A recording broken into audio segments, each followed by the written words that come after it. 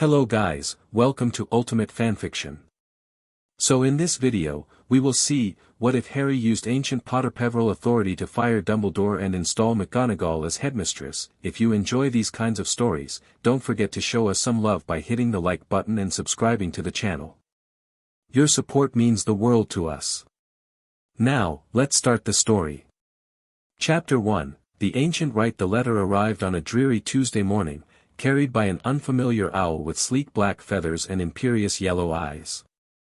Harry had been picking at his breakfast in the Great Hall, half listening to Ron and Hermione's good-natured bickering about homework schedules, when the magnificent bird landed directly in front of his plate, scattering toast crumbs across the table. "Blimey," Ron said, fork paused halfway to his mouth. "That's a Gringotts owl." Harry frowned. "How can you tell?" "The gold band on its leg. Dad says they only use them for important official business." Ron leaned closer, lowering his voice. "Usually inheritance stuff or account violations." "What did you do, Harry, try to break into your vault again?" "Very funny," Harry muttered, reaching for the envelope. It was heavier than it looked, made of thick cream parchment with his name written in emerald ink. Hermione was watching with undisguised curiosity. "Well, aren't you going to open it?" Harry broke the wax seal, not the familiar Gringotts emblem, but something more intricate, with a stylized P embedded within a triangular design. Inside was a brief letter written in the same emerald ink. "Mr. Potter, it has come to our attention that you have not yet been informed of certain assets and responsibilities that became yours upon your 17th birthday. As the last living descendant of both the Potter and Peverell lines, there are matters requiring your immediate attention. Your presence is requested at Gringotts at your earliest convenience. Please bring this letter with you as confirmation of your appointment.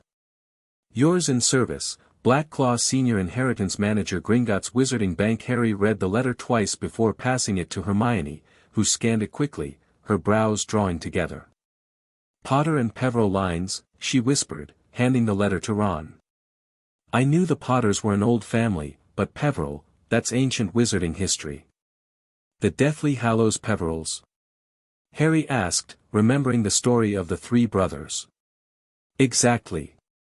Hermione glanced around to ensure no one was listening. "Harry, this could be important. The Peverell family predates even Hogwarts." "Just what I need," Harry sighed, "more special Potter business." Ron finished reading and looked up with wide eyes. "Mate, you should go today.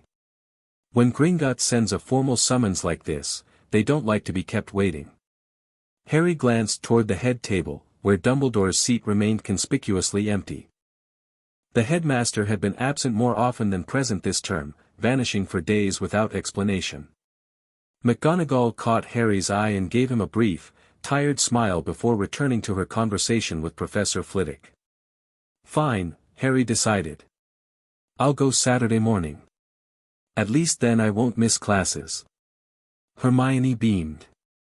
"That's very responsible of you, Harry." "Yeah, well, with an EWTS coming up and everything else going on." He trailed off, not needing to elaborate on the everything else, the escalating disappearances reported in the Daily Prophet, the whispered conversations among the Order members that abruptly ceased whenever he entered the room, and Dumbledore's increasing secrecy about his mysterious absences. The rest of the week dragged by in a blur of classes, homework, and Quidditch practice. By Saturday morning, Harry found himself standing before the imposing marble facade of Gringotts, the letter clutched in his hand. Ron had offered to come along, but Harry declined, wanting to handle whatever this was on his own. Besides, Ron's presence might only complicate matters with the goblins, who still harbored suspicions about the Weasley family after Bill's departure from their employment. Inside, Harry approached the first available teller, a stern-looking goblin with spectacles perched on his long nose. "I have an appointment with Blackclaw," Harry said, sliding the letter across the counter. The goblin barely glanced at it before nodding. "Very well, Mr. Potter. Follow me." Rather than leading Harry to the carts that descended to the vaults, the goblin guided him through a side door and down a corridor lined with mahogany doors, each bearing a nameplate in gleaming bronze. They stopped before one marked, Blackclaw, Senior Inheritance Manager, and the goblin rapped sharply before departing without another word. "Enter," called a gravelly voice from within. The office beyond was unexpectedly spacious, with bookshelves climbing to the ceiling and a massive desk carved from a single piece of dark wood. Behind it sat Blackclaw, an elderly goblin with a shock of white hair and fingers adorned with gleaming rings. "Mr. Potter. Punctual, I see. Please, sit." He gestured to a chair opposite his desk. "We have much to discuss." Harry sat, trying not to fidget under the goblin's penetrating gaze. "Your letter mentioned the Potter and Peverell lines?" "Indeed." Blackclaw opened a drawer and withdrew a folder bound in red leather. "Are you aware, Mr. Potter, that the Potter family is one of the oldest wizarding lines in Britain?" "I know very little about my family history," Harry admitted, the familiar pang of loss twisting in his chest. Blackclaw's expression softened almost imperceptibly. "A regrettable oversight in your education. The Potters have been prominent for nearly a millennium, with roots tracing back to Linfred of Stinchcombe in the 12th century. However," he continued, opening the folder, "it is the connection to the Peverell line that brings us here today." "Through the Deathly Hallows?" Harry asked. The goblin's eyes narrowed. "You know of them, then? Interesting." "Yes, the Peverell brothers of legend, Antioch, Cadmus, and Ignotus, were real historical figures. Your direct ancestry traces back to Ignotus Peverell, the youngest brother and, according to most accounts, the wisest. The one who asked for the cloak of invisibility," Harry murmured. "The very same. A remarkable heirloom that has, I believe, already come into your possession." Harry shifted uncomfortably, reminded of the cloak folded in his trunk at Hogwarts. "What does this have to do with assets and responsibilities?" "Patience, Mr. Potter." Blackclaw removed several documents from the folder, spreading them across the desk. The Peverell brothers weren't merely creators of powerful magical artifacts. They were influential in the very foundations of wizarding Britain. Ignotus, in particular, played a significant role in the establishment of Hogwarts School. "But Hogwarts was founded by the four founders," Harry objected. "Gryffindor, Ravenclaw, Hufflepuff, and Slytherin. As the simplified history tells it, yes. But nothing of such magnitude is accomplished without supporters, financiers, and advisors." Blackclaw tapped one of the documents, a yellowed parchment covered in faded script. "Ignotus Peverell was among the original council of contributors who provided the land and resources for Hogwarts construction. In return, the Peverell family, and later the Potter line through marriage, retained certain, oversight privileges." Harry's heart began to race. "What kind of privileges?" "In essence, Mr. Potter, your ancestors ensured that in times of institutional crisis, a descendant of the original contributors could invoke the right of intervention in the school's governance." "You're saying I have some kind of authority over Hogwarts?" "Not merely authority," Blackclaw said, his voice dropping to a near whisper. "Under specific circumstances, and with the proper invocation of ancient magical law, you have the right to remove and replace the school's headmaster." Harry stared, certain he'd misheard. That can't be right. The Board of Governors appoints the headmaster." "The Board of Governors is a relatively recent innovation, Mr. Potter, dating only to the 17th century. The founding magical contracts of Hogwarts predate any such administrative body." Blackclaw slid another document forward, this one bearing an intricate seal. "The Potter-Peverell right of succession has been invoked only twice in Hogwarts history, once in 1412 during the Goblin Rebellion, and again in 1798 during a period of corruption under Headmaster Septimus Black." Harry's mind raced, trying to process the implications. "Does Dumbledore know about this?" "Albus Dumbledore is a remarkably learned wizard, but even he cannot know every arcane detail of magical law." Blackclaw's expression revealed nothing. "Whether he is specifically aware of your family's right is not for me to speculate. The knowledge has been, selectively preserved." "Why tell me now? Why not when I first turned 17? The notification was scheduled automatically upon your majority, but certain, interested parties, delayed its delivery. Blackclaw's tone made it clear he wouldn't elaborate on who these parties might be. The delay was rectified when our routine audit discovered the discrepancy. Harry studied the documents before him, the weight of history and unexpected power settling uncomfortably on his shoulders. So I could just sack Dumbledore. Just like that? Not just like that, no. The right can only be invoked under specific conditions of institutional failure, where the current leadership has demonstrably endangered the school or its students.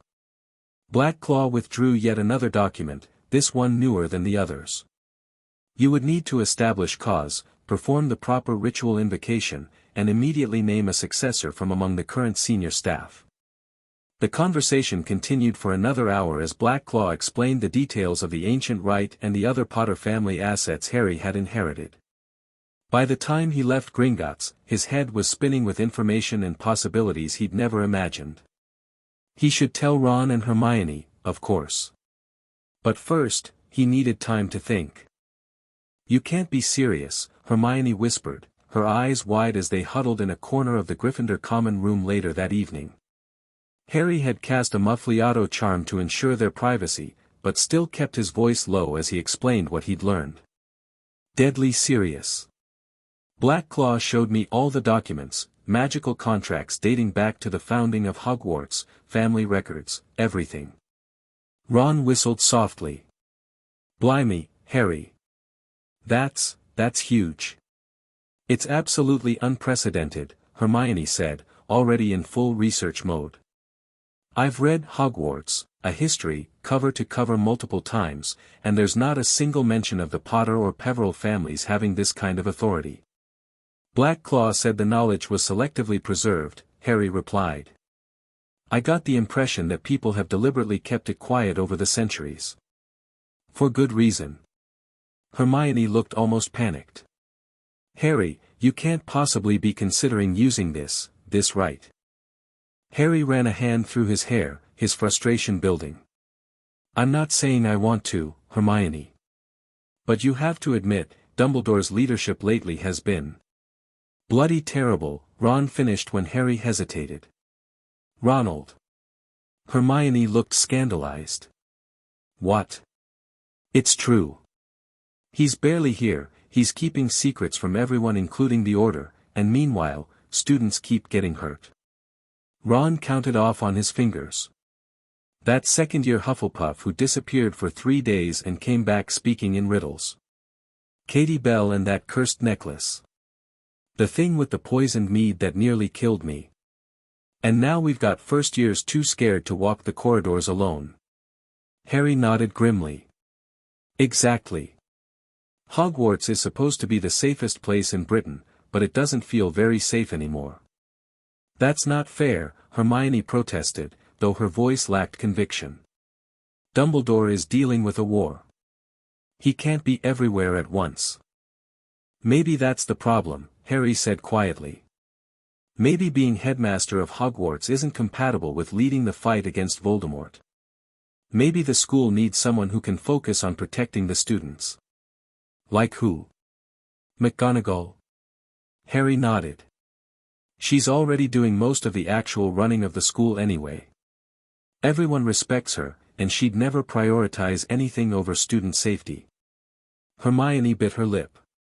I'm not saying you're wrong, Harry, but this is Dumbledore we're talking about. The greatest wizard of our time. Are you really prepared to fire him? I don't know, Harry admitted. But I think I need to at least consider it. That's why I'm telling you to. I need your help researching exactly how this works and what the consequences might be. Ron and Hermione exchanged a look that communicated an entire conversation in seconds, a skill they'd perfected over years of friendship. Fine, Hermione sighed. I'll help you research. But only so you have all the facts before making any decisions. Thanks, Hermione. Harry squeezed her hand gratefully. And Ron? Ron grinned. You know I'm in, mate. Besides, can you imagine Snape's face when he finds out you can sack the headmaster? Despite the gravity of the situation, Harry couldn't help but laugh at the image. The following week passed in a blur of clandestine research and whispered debates. Hermione practically lived in the library, emerging periodically with ancient tomes and obscure legal references. Ron, surprisingly, proved invaluable in understanding the political implications, drawing on his father's ministry experience and pureblood upbringing to explain the potential fallout.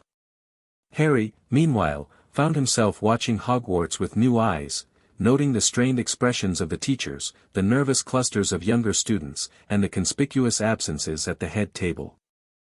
Dumbledore had reappeared briefly on Tuesday, looking exhausted and distracted, only to vanish again by dinner on Wednesday without explanation.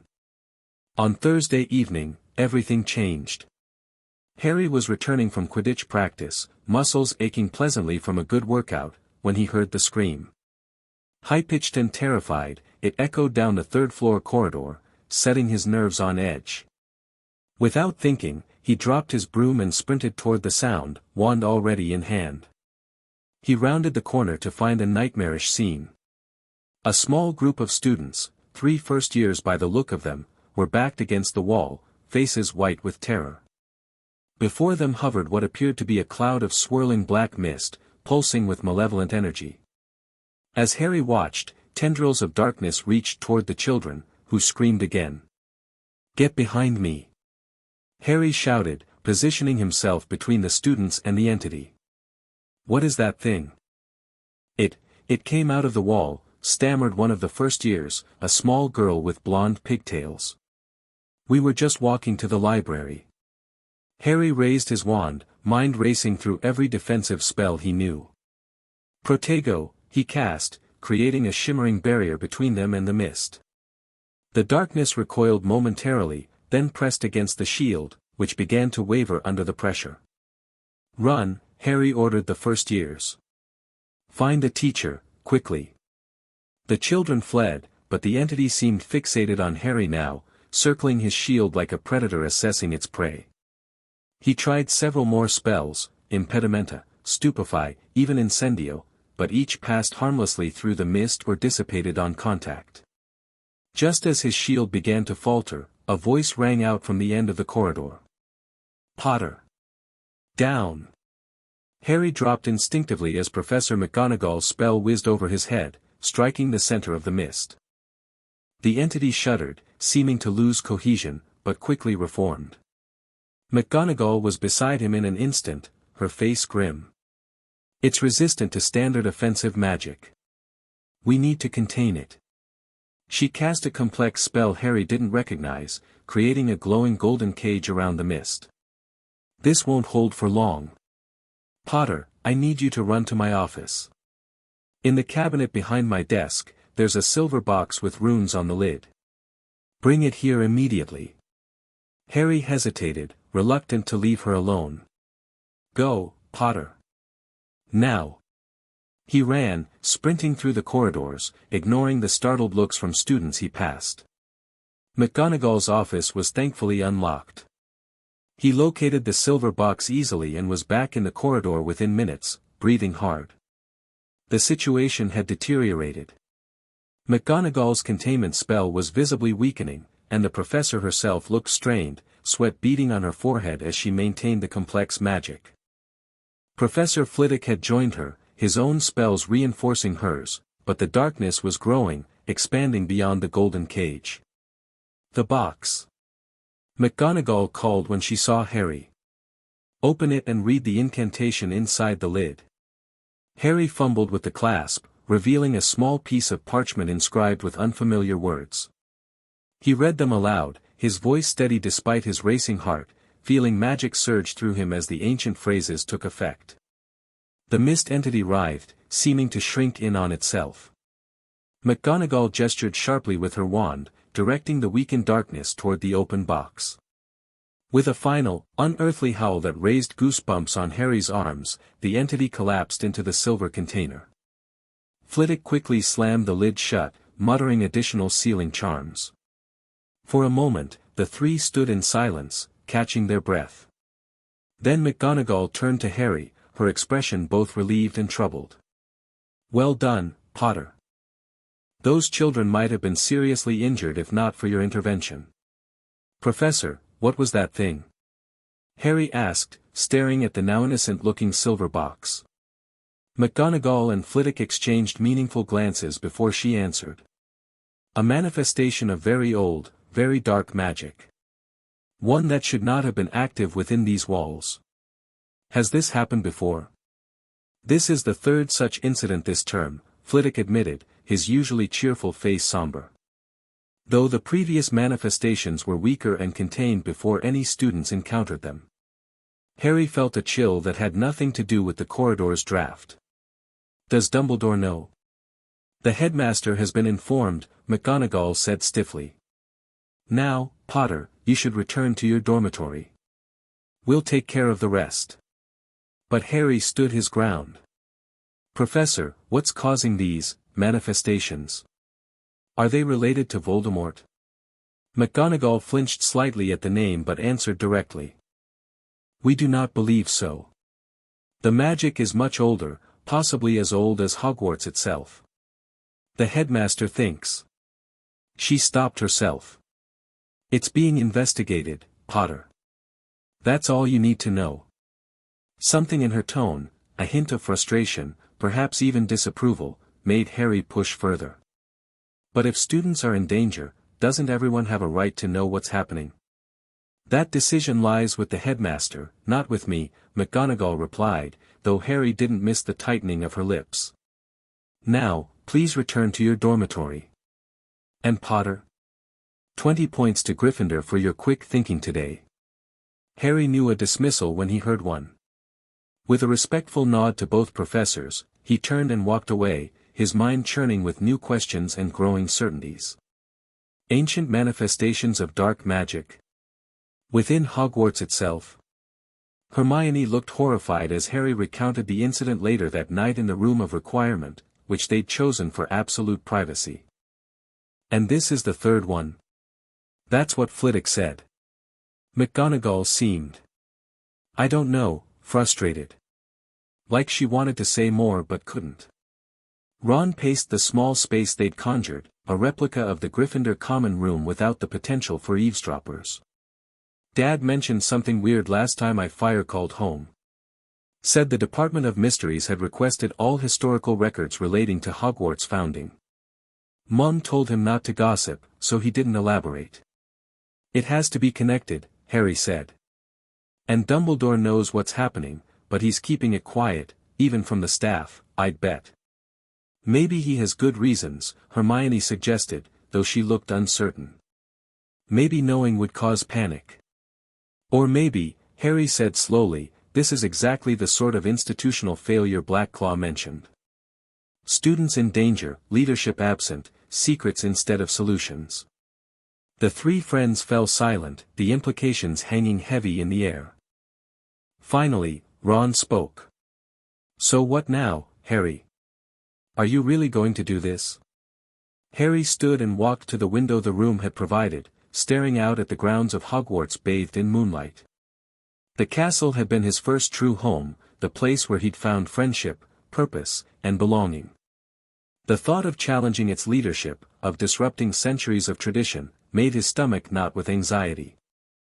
And yet, the faces of those terrified first years flashed in his mind, followed by Katie Bell suspended in midair, Ron choking on poisoned mead, and countless other incidents over the years.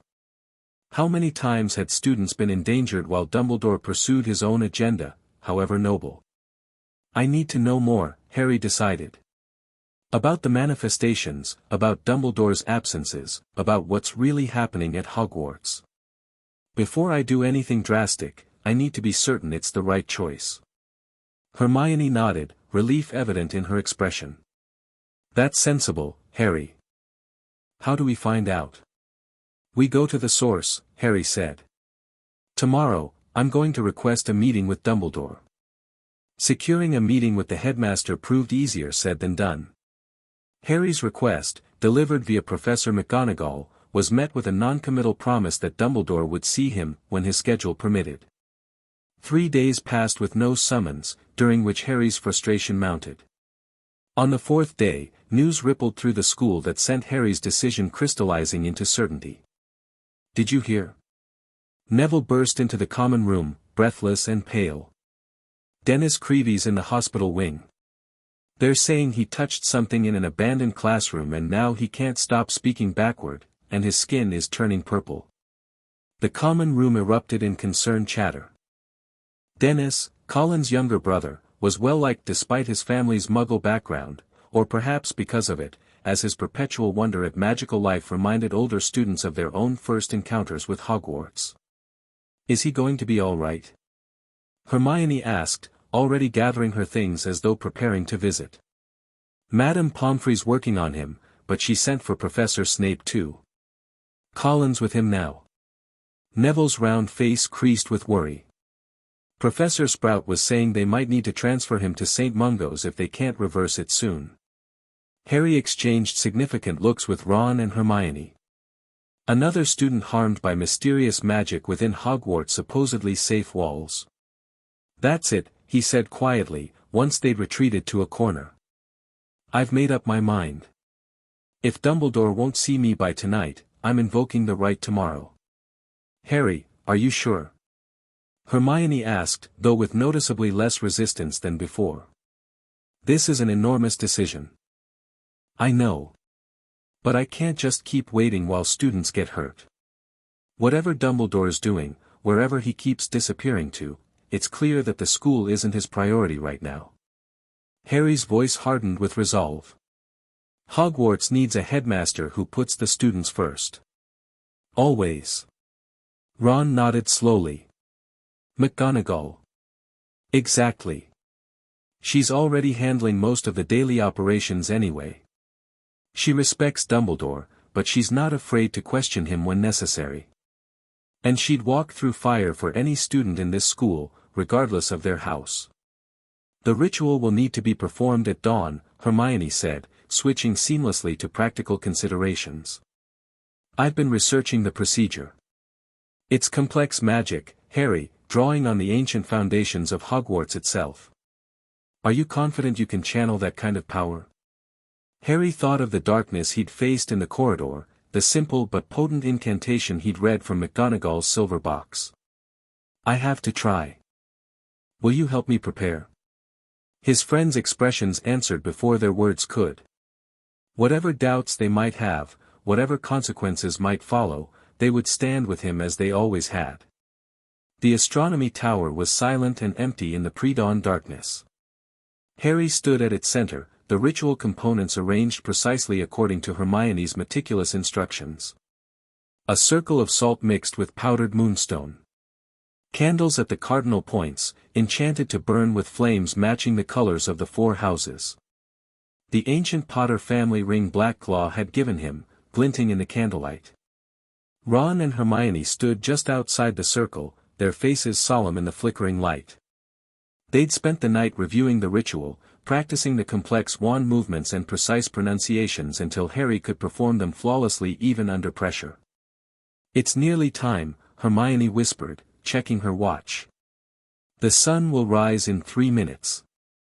Harry nodded, taking a deep breath to center himself. The magnitude of what he was about to do, challenging Albus Dumbledore, invoking ancient magic that few remembered existed, potentially changing the course of Hogwarts history, threatened to overwhelm him. "You can do this, mate," Ron said quietly. "Remember why you're doing it." Harry closed his eyes, focusing on the faces of the students he sought to protect. Dennis Creevy, lying unconscious in the hospital wing. The terrified first-years cowering before the dark manifestation. Every student who'd ever been endangered while attending what should have been the safest place in Wizarding Britain. When he opened his eyes again, they burned with determination. "I'm ready." As the first rays of dawn broke over the distant mountains, Harry raised his wand and began the ritual. The ancient words flowed from him with surprising ease, as though the castle itself was guiding his tongue. The circle of salt and moonstone began to glow, faintly at first, then with increasing brilliance until it hurt to look directly at it. "By right of blood and founding magic," Harry intoned, his voice growing stronger with each word, "I, Harry James Potter, last descendant of the House of Peverell, invoke the ancient right of succession. The castle seemed to shudder beneath them, a tremor so subtle it might have been imagination, except that all three felt it simultaneously. I call upon the founding stones to witness my claim. Harry placed the Potter ring in the center of the circle, where it began to spin slowly. Hogwarts stands in peril. Its students endangered, its protections failing, its leadership absent in time of need. The ring spun faster, lifting slightly off the stone floor, emitting a golden light that mingled with the silver glow of the circle. I name Albus Percival Wulfric Brian Dumbledore as failing in his sacred duty to this school and all who dwell within it. A wind rose from nowhere, whipping around the tower though the morning was still. The candles flared higher but didn't extinguish, their flames dancing wildly in unnatural colors.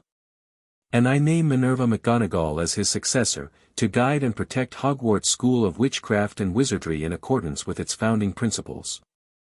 The ring now hovered at eye level, spinning so rapidly it appeared as a solid golden disc. Harry raised his wand one final time, completing the intricate pattern Hermione had taught him, and spoke the final words of the ritual. So I claim, so I invoke, so it shall be. By Peverell right and Potter blood, by the ancient compact and the founding stone, let the succession be complete. Light exploded from the ring, blindingly bright, shooting upward in a column that pierced the early morning sky. The castle trembled more violently now, stones groaning as though under immense pressure. The circle of salt and moonstone dissolved into pure light that spread outward in a rippling wave. For a breathless moment, Harry felt connected to Hogwarts itself, sensing its ancient magic, its countless rooms and corridors, the generations of students who had walked its halls. Then the connection broke as the light receded, leaving the three friends blinking in the ordinary dawn light. The Potter ring fell to the floor with a small clink, looking utterly ordinary once more. Did it work? Ron asked hesitantly. Before Harry could answer, the door to the astronomy tower burst open. Professor McGonagall stood there, her hair loose around her shoulders as though she'd rushed from her bed, wearing a tartan dressing gown over her nightclothes. Her face was a mask of shock and confusion. Potter, she gasped, one hand pressed to her chest, what have you done? And Harry knew, with absolute certainty, that the ritual had succeeded. What needed to be done, Professor, he answered steadily. Or should I say, Headmistress? McGonagall stared at him, speechless for perhaps the first time in her teaching career.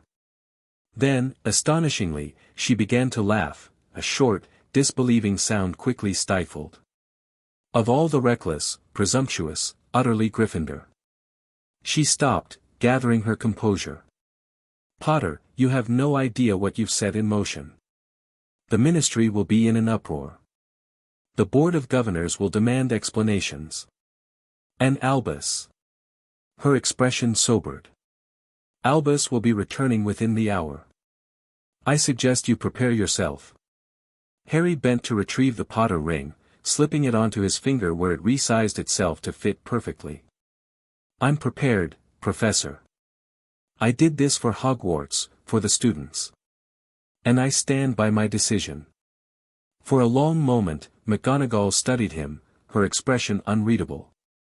Then she nodded, a gesture containing neither approval nor condemnation, merely acknowledgement. Then I suggest we adjourn to the head's office, my office, it seems, to await the consequences of your initiative. She turned to leave, then paused. And Potter? Whatever happens next, remember that intention is not always sufficient justification for action. Even the noblest motives can lead to unforeseen complications. As Harry followed her down the spiral staircase, Ron and Hermione close behind, he wondered if he'd just made the greatest mistake of his life, or taken the first step towards saving Hogwarts from dangers even Dumbledore couldn't or wouldn't address. Either way, there was no turning back now. The headmaster's office, now headmistress's office, had already begun to transform itself by the time they arrived. Dumbledore's whirring silver instruments were arranging themselves on different shelves, making room for what Harry assumed would be McGonagall's possessions.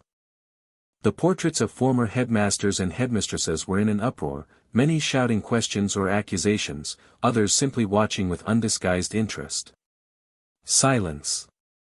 McGonagall commanded, and surprisingly, the portraits obeyed. I will address your questions momentarily. First, I must speak with Mr. Potter. She gestured for Harry, Ron, and Hermione to sit in the chairs before the massive desk. For a moment, she remained standing, as though uncertain whether to take the headmaster's chair.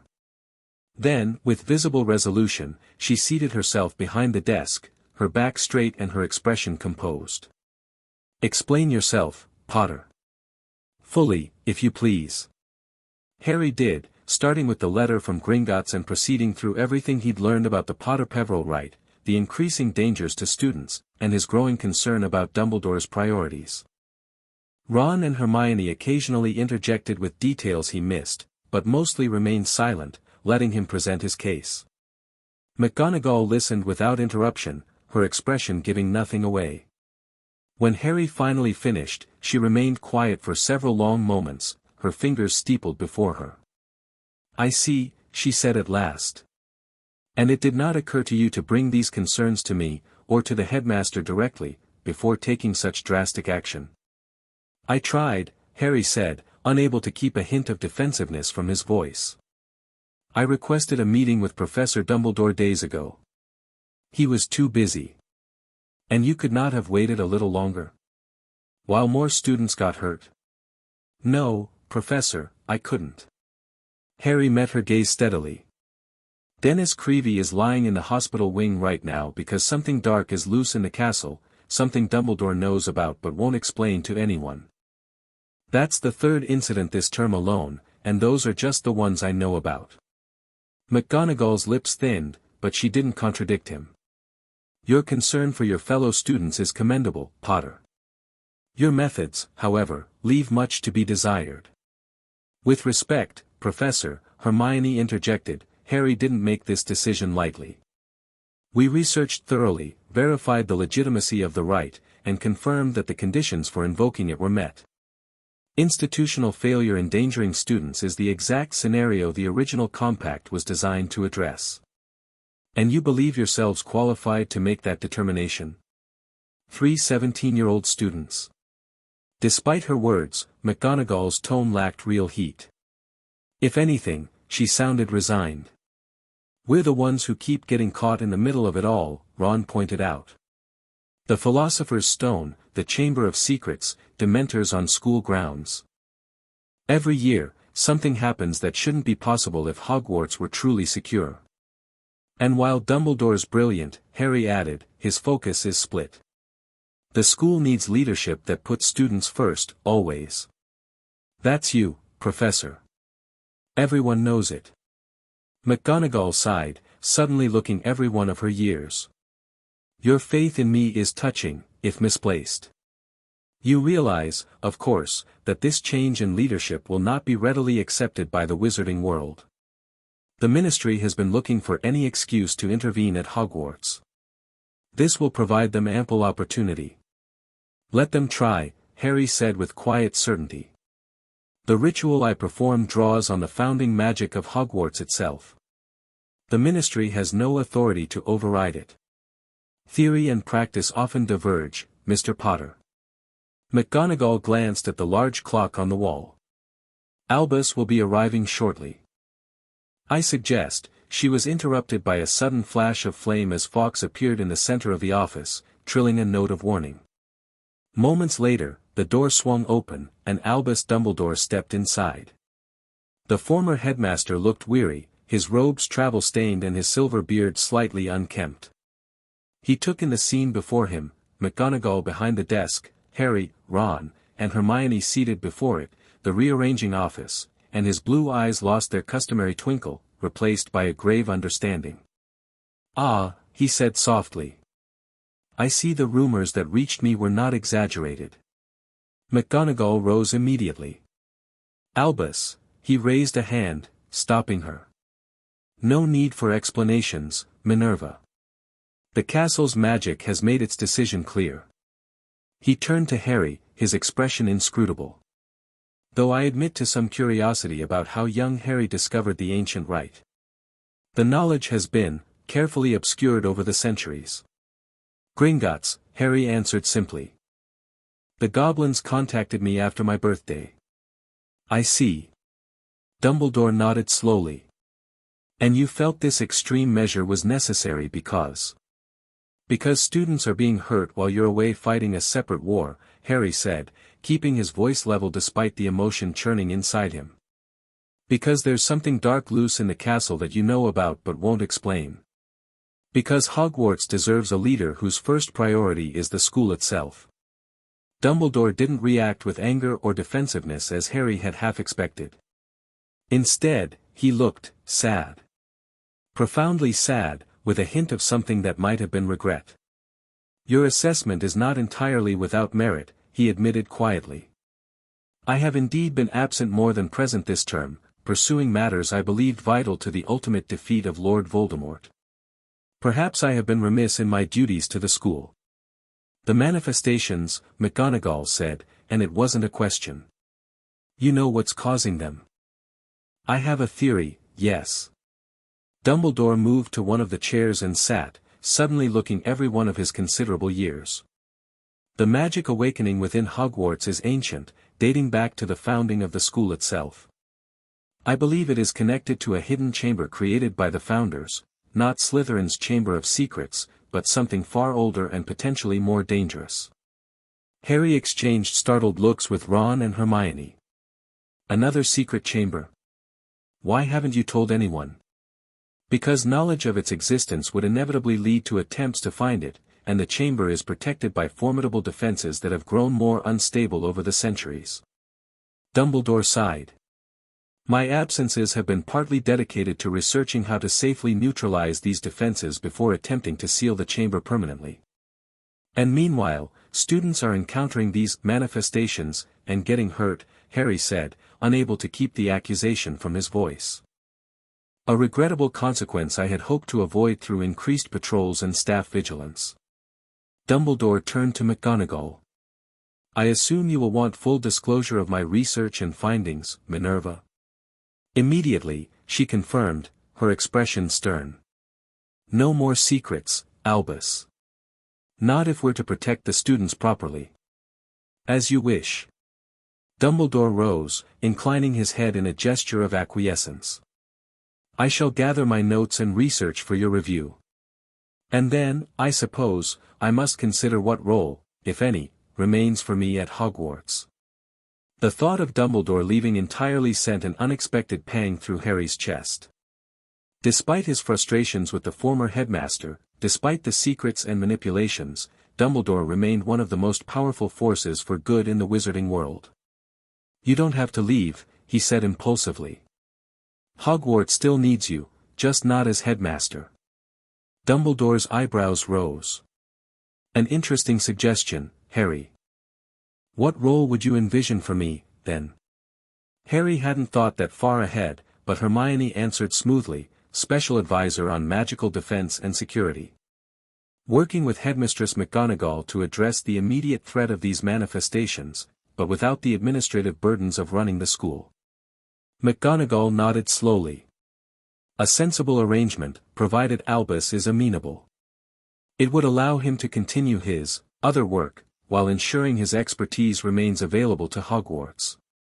Most generous, Dumbledore murmured, a faint smile touching his lips. I shall consider the offer carefully. He turned to leave, then paused at the door. Oh, and Harry. That was remarkable spell work this morning. Your parents would have been proud of your magical ability, if perhaps concerned about your impulsiveness. With that parting comment, which Harry couldn't decide was compliment or criticism, Dumbledore departed, leaving a weighty silence in his wake. McGonagall broke it first. Well, Potter, you've certainly ensured an interesting start to my tenure as headmistress. I suggest you three return to your dormitory and prepare for classes.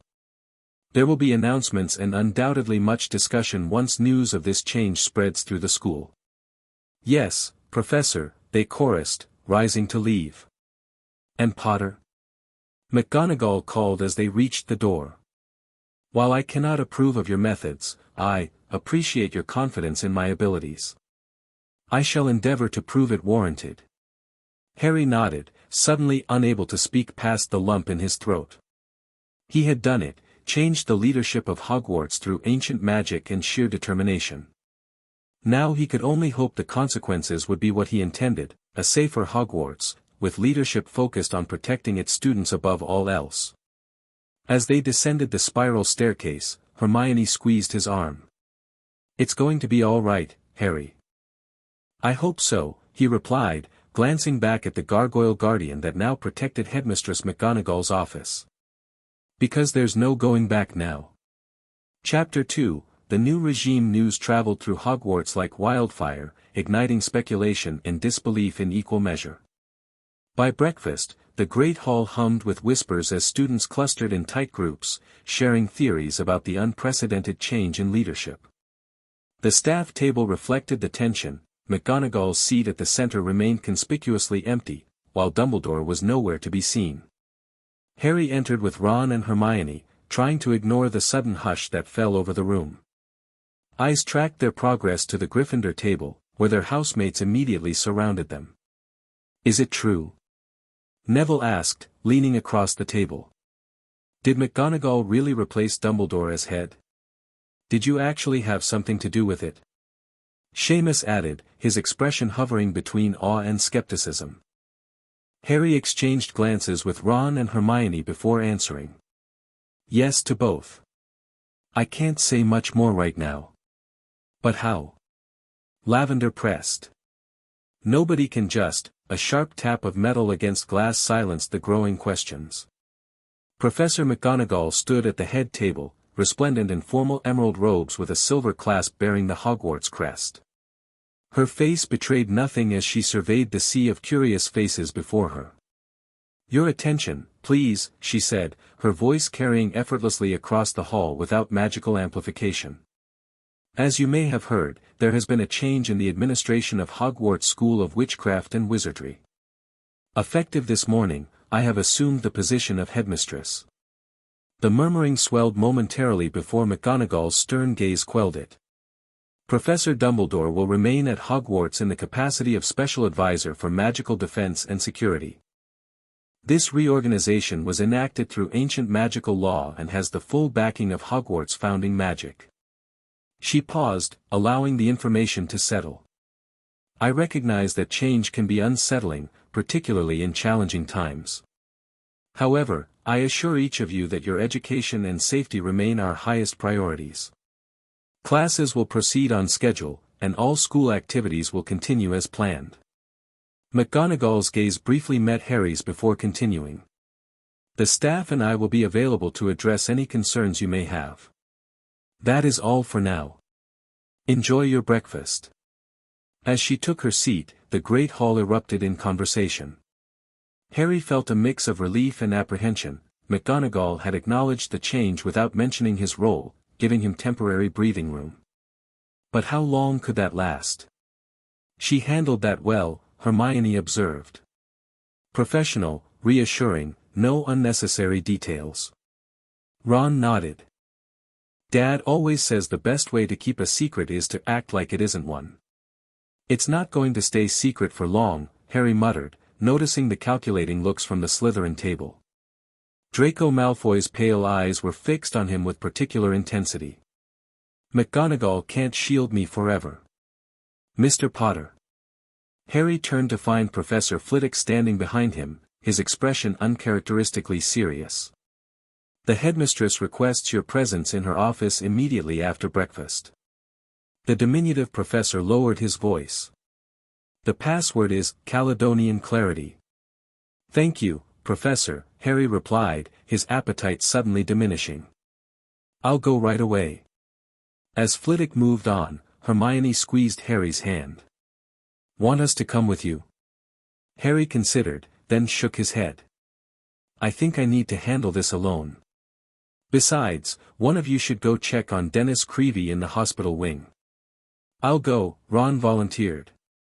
"Hermione can take notes in Transfiguration if you're not back by then." Harry managed a small smile. "Thanks. I have a feeling this is going to be a long day." Enter, called McGonagall's voice when Harry knocked on the heavy oak door. The headmistress's office had transformed overnight.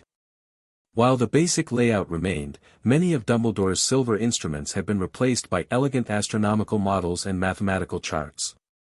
The walls now displayed Scottish landscapes alongside portraits of former heads. The overall effect was less whimsical but more focused, much like McGonagall herself. "Potter," McGonagall greeted him from behind the desk. "Sit down." Harry obeyed, noting with surprise that they weren't alone.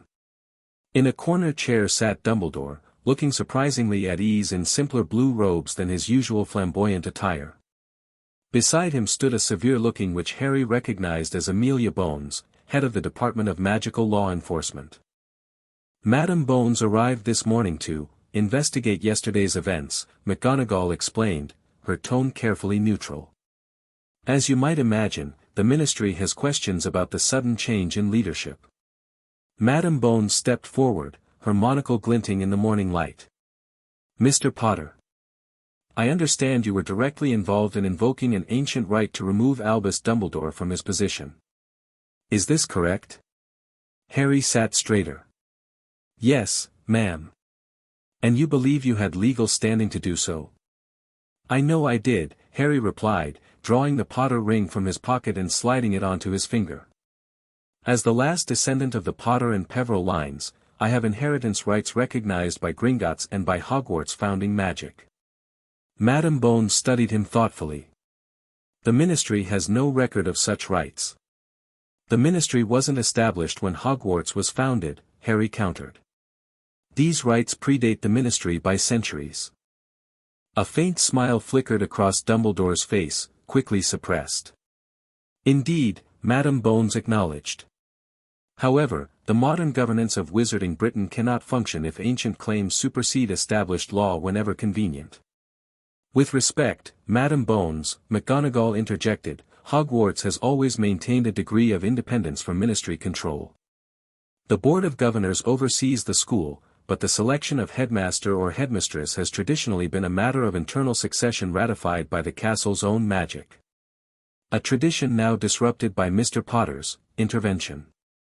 Madam Bones turned back to Harry. "I'm curious about your motivations, young man. Why take such drastic action?" Harry met her gaze steadily. "Students were being endangered while Professor Dumbledore was frequently absent. 3 serious magical incidents this term alone, with multiple injuries. Dennis Creevey is still in the hospital wing. The school needed leadership that could focus primarily on protecting its students. And you appointed yourself judge of Professor Dumbledore's performance?" There was a sharp edge to her question. "I didn't appoint myself anything. I exercised a right that's been in my family for generations, specifically designed for situations where Hogwarts students are at risk."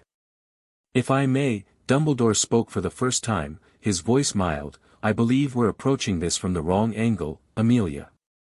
The question is not whether Harry had the right to invoke ancient magic, he clearly did, or the magic wouldn't have responded. The relevant question is what happens now." Madam Bones sighed. "Very well, Albus. What do you propose?" "I have accepted the position of special advisor offered by Headmistress McGonagall." Dumbledore's eyes twinkled briefly. "A role that allows me to address the specific threats facing Hogwarts while freeing Minerva to manage the school's daily operations, perhaps more effectively than I have done recently." "You accept this demotion without protest?" Madam Bones looked skeptical. "I accept that Hogwarts founding magic has responded to a legitimate concern," Dumbledore replied carefully. "Whether I personally agree with Harry's assessment is immaterial. What matters is ensuring Hogwarts remains safe for all its students." McGonagall cleared her throat. "I've already outlined my immediate priorities to the staff, Amelia. Increased security measures, investigation of the recent incidents, and full transparency with both the Board of Governors and your department regarding our findings." Harry watched the exchange with growing hope. If Dumbledore wasn't fighting the transition, and McGonagall was already establishing her authority, perhaps the Ministry would accept the change without further interference. His hope faltered as Madame Bone's expression hardened. While I appreciate your cooperation, this matter isn't so easily resolved. Minister Scrimgeour has called an emergency meeting of the Wizengamot for tomorrow morning to address what he terms the Hogwarts situation. He's particularly concerned about the precedent this sets. What precedent? Harry asked. This isn't something that can happen regularly. The conditions have to be specific, and the ritual can't be performed by just anyone. Nevertheless, Mr. Potter, you've demonstrated that ancient magic can override modern governance structures. That makes the Ministry uncomfortable. Madame Bones tucked a folder under her arm. All three of you are requested to attend tomorrow's session to explain yourselves. I suggest you prepare thoroughly. After she departed, an uncomfortable silence filled the office. Harry felt a growing knot of anxiety in his stomach. He'd anticipated resistance but hadn't fully considered the political ramifications beyond Hogwarts walls. I'm sorry, he finally said. I didn't mean to create problems with the Ministry. McGonagall's expression softened slightly. Your intentions were good, Potter, though your methods remain questionable. We will manage the political fallout. She glanced at Dumbledore. Albus and I have weathered Ministry interference before.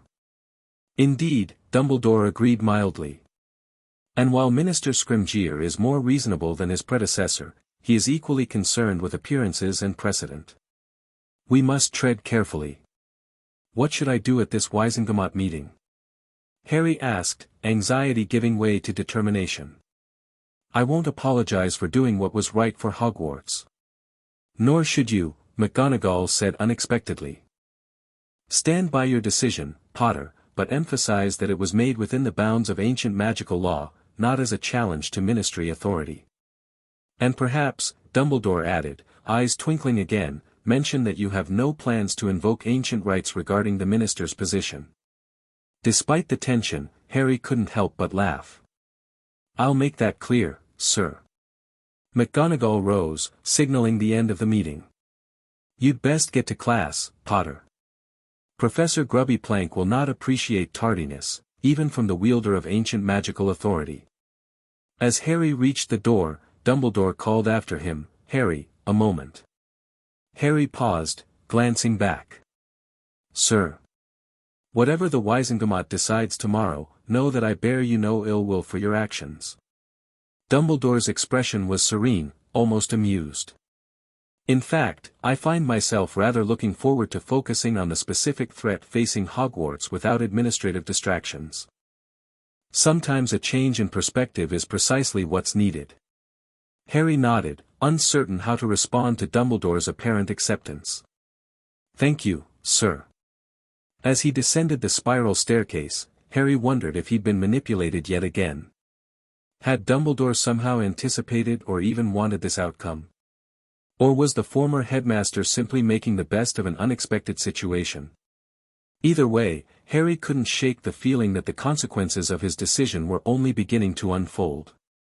The day passed in a blur of classes, whispers, and sidelong glances. By dinner, Harry's patience was wearing thin. Every conversation stopped when he entered a room. First years scurried out of his way in the corridors.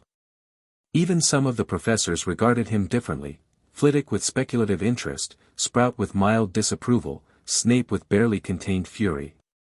Only in the room of requirement, meeting with the DA after dinner, did Harry find temporary respite from the scrutiny. The group had continued despite Umbridge's departure, evolving into a practical defense study group with McGonagall's tacit approval. Tonight, nearly every member had shown up, clearly hoping for insider information. All right, let's address the hippogriff in the room, Harry began once everyone had settled. Yes, there's been a change in Hogwarts leadership. Yes, I was involved. No, I can't tell you exactly how it happened. But why, Harry? Asked Susan Bones, niece of the very woman who had interrogated him that morning. Dumbledore's the greatest wizard alive. And the most absent headmaster in recent Hogwarts history, Hermione countered smoothly. While facing unprecedented threats to student safety. Harry shot her a grateful look. This wasn't about Dumbledore's abilities as a wizard. It was about Hogwarts needing full-time leadership focused primarily on student safety. Is it true Dennis was attacked by dark magic? Colin Creevey asked, his usually cheerful face drawn with worry. The hospital wing's been restricted since yesterday. Harry exchanged glances with Ron and Hermione before answering carefully. Dennis encountered something dangerous within the castle. He's being treated, but it's serious. And he's not the first this term. What's happening, Harry? Neville asked, voicing what everyone was thinking. Is it you-know-who? No, Harry said firmly. At least, not directly. Professor Dumbledore believes it's ancient magic awakening within Hogwarts itself, potentially connected to a hidden chamber created by the Founders. Another chamber of secrets? Ginny Weasley's face paled at the memory of her first-year ordeal. Not Slytherin's chamber, Harry clarified. Something older, possibly created by all four Founders together. Dumbledore's been researching it, which is partly why he's been absent so often. And now McGonagall's in charge, Terry Boot mused. What changes can we expect? Increased security measures, for one, Harry replied. Headmistress McGonagall's first priority is preventing further incidents while they investigate the source of these manifestations. What exactly are these manifestations? Padma Patil asked. Harry described the swirling darkness he'd encountered in the corridor, watching understanding dawn on several faces. I saw something like that last week, Michael Corner said suddenly. Near the East Wing, 4th floor. It disappeared when Professor Flitwick came around the corner. Me too, confirmed Ernie Macmillan. Though what I saw was more like smoke with sparks in it. Made me feel ill just looking at it. A chorus of similar accounts followed, revealing that the manifestations had been appearing more frequently than Harry realized. The staff had apparently been containing them, but not reporting each incident to the student body. This is exactly why leadership needed to change, Harry said when the testimony subsided. These things have been appearing all term, and nobody bothered to warn us what to do if we encountered one. So what should we do? Hannah Abbott asked practically. For now, never walk the corridors alone, Harry advised. If you see anything unusual, retreat immediately and alert the nearest professor. Don't attempt to engage or contain these manifestations yourselves, they seem to resist standard spellwork. But we should be prepared, Ron added unexpectedly. If these things are showing up more often, it's only a matter of time before one of us gets caught without a professor nearby. Harry nodded. Ron's right. Starting next meeting, we'll focus on defensive spells specifically designed to contain dark magic, shields, barriers, that sort of thing.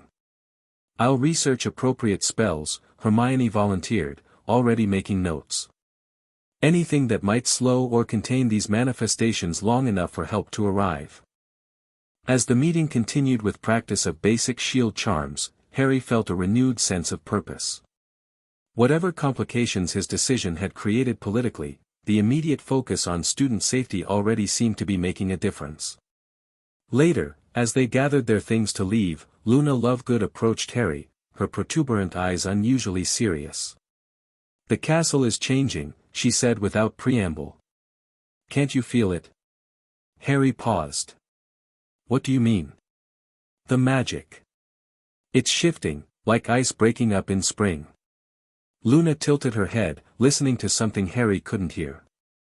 It's not angry anymore, just confused, I think. Like it's been sleeping for a very long time and doesn't quite remember how to wake up properly. Luna, are you saying you can sense Hogwarts magic? Hermione asked, her skepticism tempered by curiosity. Can't you? Luna seemed genuinely surprised. It's always been there, humming just under everything else. But now it's louder. Ever since this morning. Since the succession ritual, Harry murmured, remembering the moment he'd felt connected to the castle itself. Luna nodded. Something's trying to remember itself, Harry. And not everything that wakes up is happy about it. With that cryptic warning, she drifted away, leaving Harry with yet another concern to add to his growing list. The next morning dawned grey and drizzly, matching Harry's mood as he prepared for the Wizengamot hearing. McGonagall had arranged for the three of them to flee directly from her office to the ministry, allowing them to avoid the press that had begun gathering at Hogwarts gates. Remember, McGonagall instructed as they assembled before the fireplace, stick to the facts. The ritual was performed legally according to ancient magical law. The conditions were met. Hogwarts' own magic accepted the succession. And if they ask why? Harry adjusted the formal robes Hermione had insisted he wear, feeling uncomfortable in the stiff fabric. The truth, Potter. Student safety had been repeatedly compromised. You acted out of concern for Hogwarts and its inhabitants. McGonagall straightened her own immaculate emerald robes. No unnecessary elaboration or emotional appeals. Let the facts speak for themselves. Dumbledore entered, wearing robes of midnight blue with subtle silver stars that shifted position when he moved. Despite the gravity of the situation, his eyes twinkled with what looked suspiciously like amusement. "Ready, Minerva?" "Harry?" "As will ever be," McGonagall replied dryly. One by one, they stepped into the emerald flames. Harry went last, calling "Ministry of Magic," as clearly as possible despite his nerves. The familiar spinning sensation gripped him, glimpses of other fireplaces flashing past, until he stumbled out onto the polished floor of the ministry atrium. Dumbledore steadied him with a surprisingly strong hand. "This way, Harry. The Wizengamot is already in session." They proceeded through security and down to level 2, where the Wizengamot chambers were located. Outside the massive doors, Percy Weasley waited with a clipboard and his usual officious expression. "Professor Dumbledore, Headmistress McGonagall, Mr. Potter," he acknowledged stiffly, deliberately not meeting Harry's eyes. "You'll be called in shortly. The minister is just finishing his opening remarks." "Thank you, Mr. Weasley," Dumbledore replied pleasantly. "And how is your father? I understand he's been quite busy with the new Muggle Protection Act." Percy's ears reddened. "I wouldn't know, sir. We don't exactly, that is, I'm focused on my duties to the minister." Harry bit back a retort about Percy's continued estrangement from his family. Now wasn't the time for personal conflicts. The heavy doors swung open, and a voice called, "The Wizengamot will now hear testimony regarding the change in leadership at Hogwarts School of Witchcraft and Wizardry. Albus Percival Wulfric Brian Dumbledore, Minerva McGonagall, and Harry James Potter, please enter." The Wizengamot chamber was impressive, a circular room with tiered seating all around, filled with witches and wizards in plum-colored robes. Minister Scrimgeour sat at the center of the front row, his tawny hair and wire-rimmed glasses giving him the look of an aging lion. 3 chairs had been placed in the center of the chamber floor. Harry took his seat between Dumbledore and McGonagall, trying not to fidget as dozens of eyes examined him critically. "Albus Dumbledore," Scrimgeour began, his voice carrying easily through the chamber. "For the record, please confirm your current status at Hogwarts School." Dumbledore inclined his head respectfully. "As of yesterday morning, I am serving as Special Advisor for Magical Defense and Security, a position created by Headmistress McGonagall following my removal as headmaster through invocation of the Potter-Peverell rite of succession." Murmurs rippled through the assembly. Scrimgeour raised a hand for silence. "And you accept this change in status?" "I recognize the validity of the ancient rite invoked and the legitimate concerns that prompted its use," Dumbledore replied carefully. "Hogwarts' founding magic has accepted Minerva McGonagall as headmistress. It is not my place to dispute that judgment." "Headmistress McGonagall," Scrimgeour turned his penetrating gaze to her. "Please explain your role in these events." McGonagall sat straighter, her voice crisp and professional. "I was not involved in the invocation itself. I was informed of the change when the castle's magic recognized me as headmistress, following Mr. Potter's ritual. I have since assumed all duties associated with the position, including restructuring security protocols to address the immediate threats facing the school." And you had no prior knowledge of Mr. Potter's intentions? None whatsoever, Minister.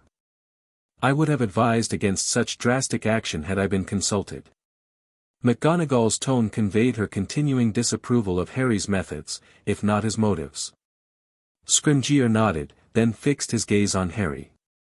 Mr. Potter. You are 17 years old, still a student at Hogwarts, and yet you took it upon yourself to remove one of the most respected wizards of our time from his position of authority. Explain yourself. Harry took a deep breath, remembering McGonagall's advice. Stick to the facts. After my 17th birthday, I was contacted by Gringotts regarding previously unknown aspects of my inheritance. Among these was the Potter-Peverell right of succession, established when my ancestors contributed to the founding of Hogwarts. This right can only be invoked under specific conditions of institutional failure endangering students. And you determined these conditions existed? Scrimgeour's tone was skeptical. 3 serious magical incidents this term alone, Minister, with multiple students injured. Dennis Creevey remains in the hospital wing as we speak, suffering effects of dark magic encountered within the castle. These incidents occurred while the headmaster was frequently absent, pursuing other matters. The fight against you-know-who is hardly a trivial distraction, objected an elderly witch from the second row. I don't deny the importance of that work, Harry replied evenly. But Hogwarts needs leadership focused primarily on the school and its students. Professor McGonagall has been effectively running day-to-day operations for months. The ritual simply formalized what was already reality. Why not bring your concerns to the Board of Governors? Asked another member. The board wasn't established until the 1700s. The right of succession predates it by centuries. Hogwarts founding magic supersedes later administrative structures. Scrimgeour leaned forward. That, Mr. Potter, is precisely what concerns this body. Ancient magic operating outside modern governance creates dangerous precedents. What prevents other old families from claiming similar rights over other institutions? The specificity of the magic involved, Dumbledore interjected smoothly. The Potter-Peverell right is uniquely tied to Hogwarts through blood, magic, and founding contribution. It is not a template easily applied elsewhere. The questioning continued for nearly 2 hours, covering every aspect of the succession ritual, the legal basis for the ancient rite, and the practical implications for Hogwarts operations. Throughout, Harry maintained his composure, answering directly and avoiding emotional justifications as McGonagall had advised. Finally, Scrimgeour called for a brief recess to allow the Wizengamot to deliberate. As they waited in an antechamber, McGonagall unexpectedly placed a hand on Harry's shoulder. You acquitted yourself well, Potter. Clear, factual responses without unnecessary elaboration. Indeed, Dumbledore agreed, eyes twinkling. I particularly enjoyed your explanation of why the founders might have established such a right in the first place. Quite insightful. Harry managed a small smile, though tension still knotted his stomach. What do you think they'll decide? They cannot undo what's been done, McGonagall said firmly. Hogwarts magic has accepted the succession. At most, they may impose oversight requirements or reporting obligations. Which we shall accommodate graciously, Dumbledore added, while continuing to address the actual threat facing the school. When they were recalled to the chamber, Scrimgeour's expression gave nothing away as he announced the Wizengamot's decision. After careful consideration, this body acknowledges that the Potter-Peverell right of succession appears to be a legitimate magical authority predating ministry jurisdiction. We cannot retroactively invalidate its exercise. Harry released a breath he hadn't realized he was holding. However, Scrimgeour continued, his tone hardening, the ministry cannot allow ancient magical rights to operate without oversight in modern wizarding Britain. Therefore, the following conditions are imposed. First, Headmistress McGonagall will submit weekly reports to the Department of Magical Education regarding all security incidents at Hogwarts, no matter how minor. Second, Professor Dumbledore's role as special advisor must include liaison responsibilities with the Department of Magical Law Enforcement regarding any threats identified. Third, Mr. Potter will surrender any documentation regarding additional ancient rites or authorities to the Department of Magical Records for proper registration and review. Harry frowned at the last condition but remained silent as Scrimgeour concluded, these measures will ensure transparency and appropriate oversight while respecting Hogwarts' traditional independence. This matter is hereby resolved. As they left the ministry, Harry couldn't decide whether to feel relieved or concerned. That went better than I expected, he admitted quietly. The ministry saved face while essentially accepting the new status quo, McGonagall agreed. A reasonable compromise, all things considered. Indeed, Dumbledore mused, though I suspect Minister Scrimgeour's primary concern was avoiding any appearance of losing control. The third condition, demanding documentation of your other potential ancient rites, was particularly telling. Harry glanced at him sharply. They can't seriously think I have other ancient authorities. The ministry fears what it cannot predict or control, Harry. Your unexpected wielding of Founding-era magic has made you an unknown quantity in their eyes. Dumbledore's expression grew serious. You would be wise to prepare for increased scrutiny in the days ahead. As they approached the Floo connection to return to Hogwarts, Harry couldn't shake the feeling that he'd been cast into a much larger game than he'd anticipated, one where student safety was only one of many competing interests. When they returned to Hogwarts, an unexpected crisis awaited. Headmistress. Professor Sprout hurried toward them as they emerged from the fireplace, her face flushed and her normally tidy hair escaping its bun. Thank goodness you've returned. There's been another incident, more serious this time. McGonagall instantly shifted from political diplomat to commander. Where? Who's affected? The library. 3 students, a 6th-year Ravenclaw and 2 4th-years from Hufflepuff. Sprout wrung her soil-stained hands. Madame Pants found them unconscious among the stacks. There was one of those dark manifestations, larger than any reported previously. It took both Professor Flitwick and myself to contain it. The students? Dumbledore asked quietly. Stable but unresponsive. Poppy says there's evidence of magical energy drain, similar to Mr. Creevy's case but more severe. Harry's stomach twisted with guilt. He'd been so focused on the political fallout of his decision that he'd momentarily forgotten why he'd made it in the first place, student safety. McGonagall's expression hardened with resolve. Pomona, alert the staff to implement Protocol 3 immediately. All students restricted to common rooms except for classes, which will be conducted with professor escorts between locations. Meals delivered to houses until further notice. Yes, Headmistress. Sprout hurried away to carry out the instructions. Albus, McGonagall continued without pause, I believe it's time to fully disclose what you know about these manifestations and their source. No more research in isolation. Agreed, Dumbledore said simply. I suggest we convene in your office with Filius and Severus. Their expertise will be valuable. And Potter? McGonagall glanced at Harry, who had been listening intently. Dumbledore considered him thoughtfully. The magic responds to him in ways I've not observed with other students. His insight may prove useful. Very well. McGonagall's tone made it clear she was reserving judgment on Harry's inclusion. Potter, inform Mr. Weasley and Miss Granger of the situation, then join us in 30 minutes. The password remains the same. As Harry hurried toward Gryffindor Tower, the weight of responsibility pressed heavily on his shoulders. He had changed Hogwarts' leadership to better protect its students, yet the danger seemed to be escalating despite, or perhaps because of, his actions. Luna's words echoed in his mind, something's trying to remember itself. And not everything that wakes up is happy about it. Gryffindor Tower was in chaos when Harry arrived, students speculating wildly about the sudden lockdown. Ron and Hermione pushed through the crowd to meet him at the portrait hole. What's happening? Hermione demanded without preamble.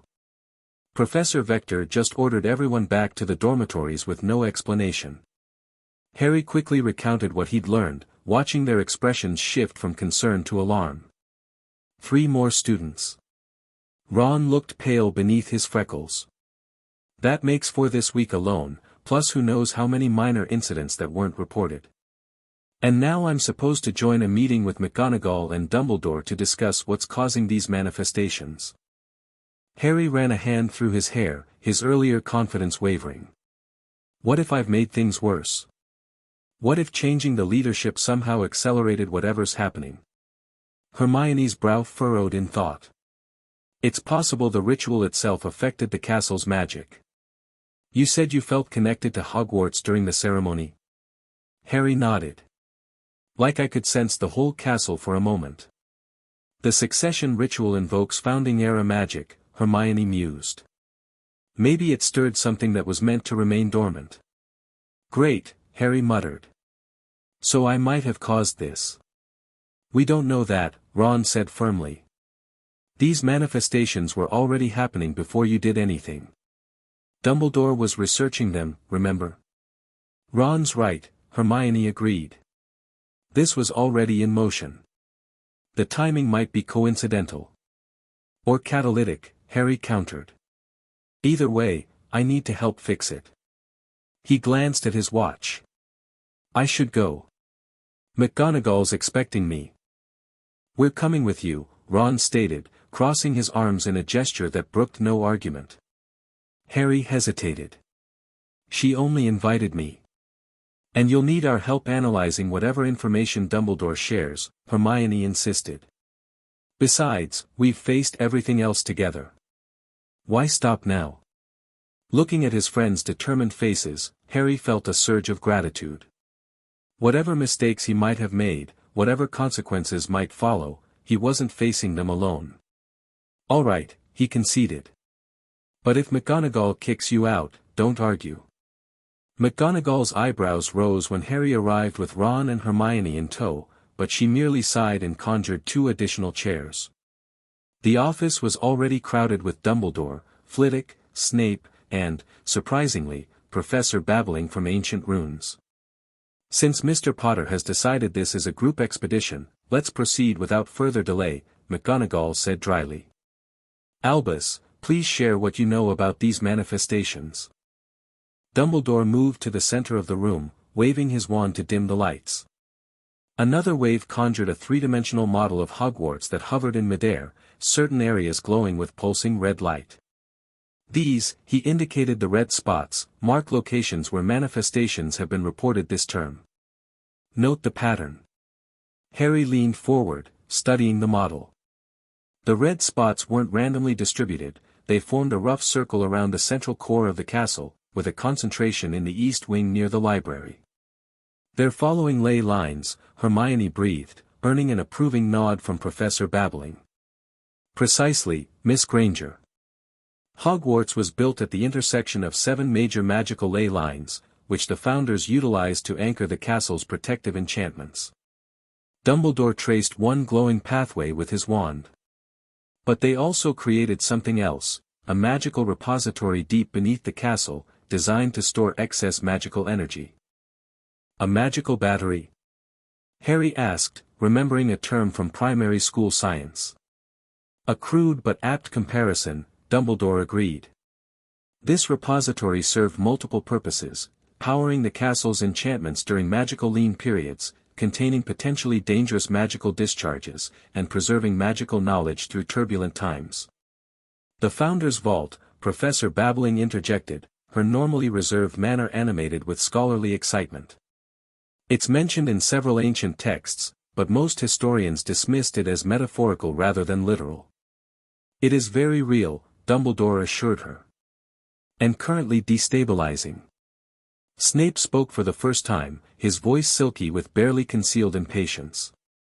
Perhaps you could explain why this vault has suddenly decided to leak dangerous magical energy throughout the castle. That, Dumbledore admitted, remains unclear. My research suggests the repository operates on a cycle, requiring periodic maintenance or renewal. The founders would have established protocols for this maintenance, but knowledge of these procedures appears to have been lost over the centuries. Lost? McGonagall looked incredulous. How could such vital information simply vanish? Deliberate obscuration, I suspect. The founders were not merely educators but guardians of immensely powerful magic. They would have restricted access to the repository's location and maintenance procedures to prevent misuse. Flitwick bounced excitedly on his chair. The succession ritual. Could it be connected? Ancient magic recognizing ancient authority? Harry felt all eyes turn to him and fought the urge to shrink in his seat.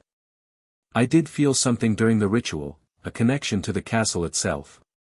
But only for a moment. Dumbledore stroked his beard thoughtfully.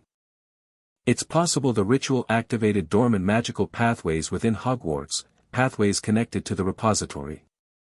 Pathways that may be unstable after centuries of neglect. So Potter's impulsive decision has endangered the entire school, Snape concluded with silky venom. How utterly predictable. That's not fair, Ron protested hotly. These manifestations were happening before the ritual. But they've intensified since, McGonagall pointed out, though without Snape's malice. We cannot dismiss the possibility of correlation. Harry swallowed hard. If I've somehow made things worse, then I need to help fix it. What can we do? Dumbledore's blue eyes fixed on Harry with that familiar penetrating gaze. We need to locate the Founder's vault and discover how to stabilize it. The manifestations are symptoms of increasing instability. If unchecked, the consequences could be catastrophic. Catastrophic how? Hermione asked, her practical nature asserting itself. At minimum, magical surges that could damage the castle's structure and harm its inhabitants, Dumbledore replied gravely. At worst, a complete magical collapse that could tear Hogwarts apart and potentially affect magical sites for miles around. The room fell silent as everyone absorbed the implications. How do we find this vault? McGonagall finally asked, her voice steady despite the dire warning. If the knowledge was deliberately obscured, where do we even begin? I've identified several promising avenues of investigation, Dumbledore explained, gesturing to Professor Babbling. Bathsheba has been translating runic inscriptions found in the castle foundations that appear to reference the repository. Professor Babbling nodded eagerly. The runes are in a dialect I've never encountered before, a blend of early Norse, Celtic, and something else entirely. But I've made progress. They speak of the heart beneath the heart and the nexus of 7 streams. Meanwhile, Dumbledore continued, I've been searching historical records for any mention of the maintenance protocols. The founders would have passed this knowledge to trusted successors, perhaps through family lines. Harry sat up straighter, a possibility forming in his mind. The Peverell connection. If my ancestors were involved in Hogwarts founding, could they have been among those trusted with this knowledge? An excellent point, Harry, Dumbledore beamed. The Potter-Peverell line might indeed hold clues we've overlooked. The family grimoire, Hermione suggested, turning to Harry. Most ancient families maintained magical records passed down through generations. Did Gringotts mention anything like that in your inheritance? Harry tried to recall his conversation with Blackclaw.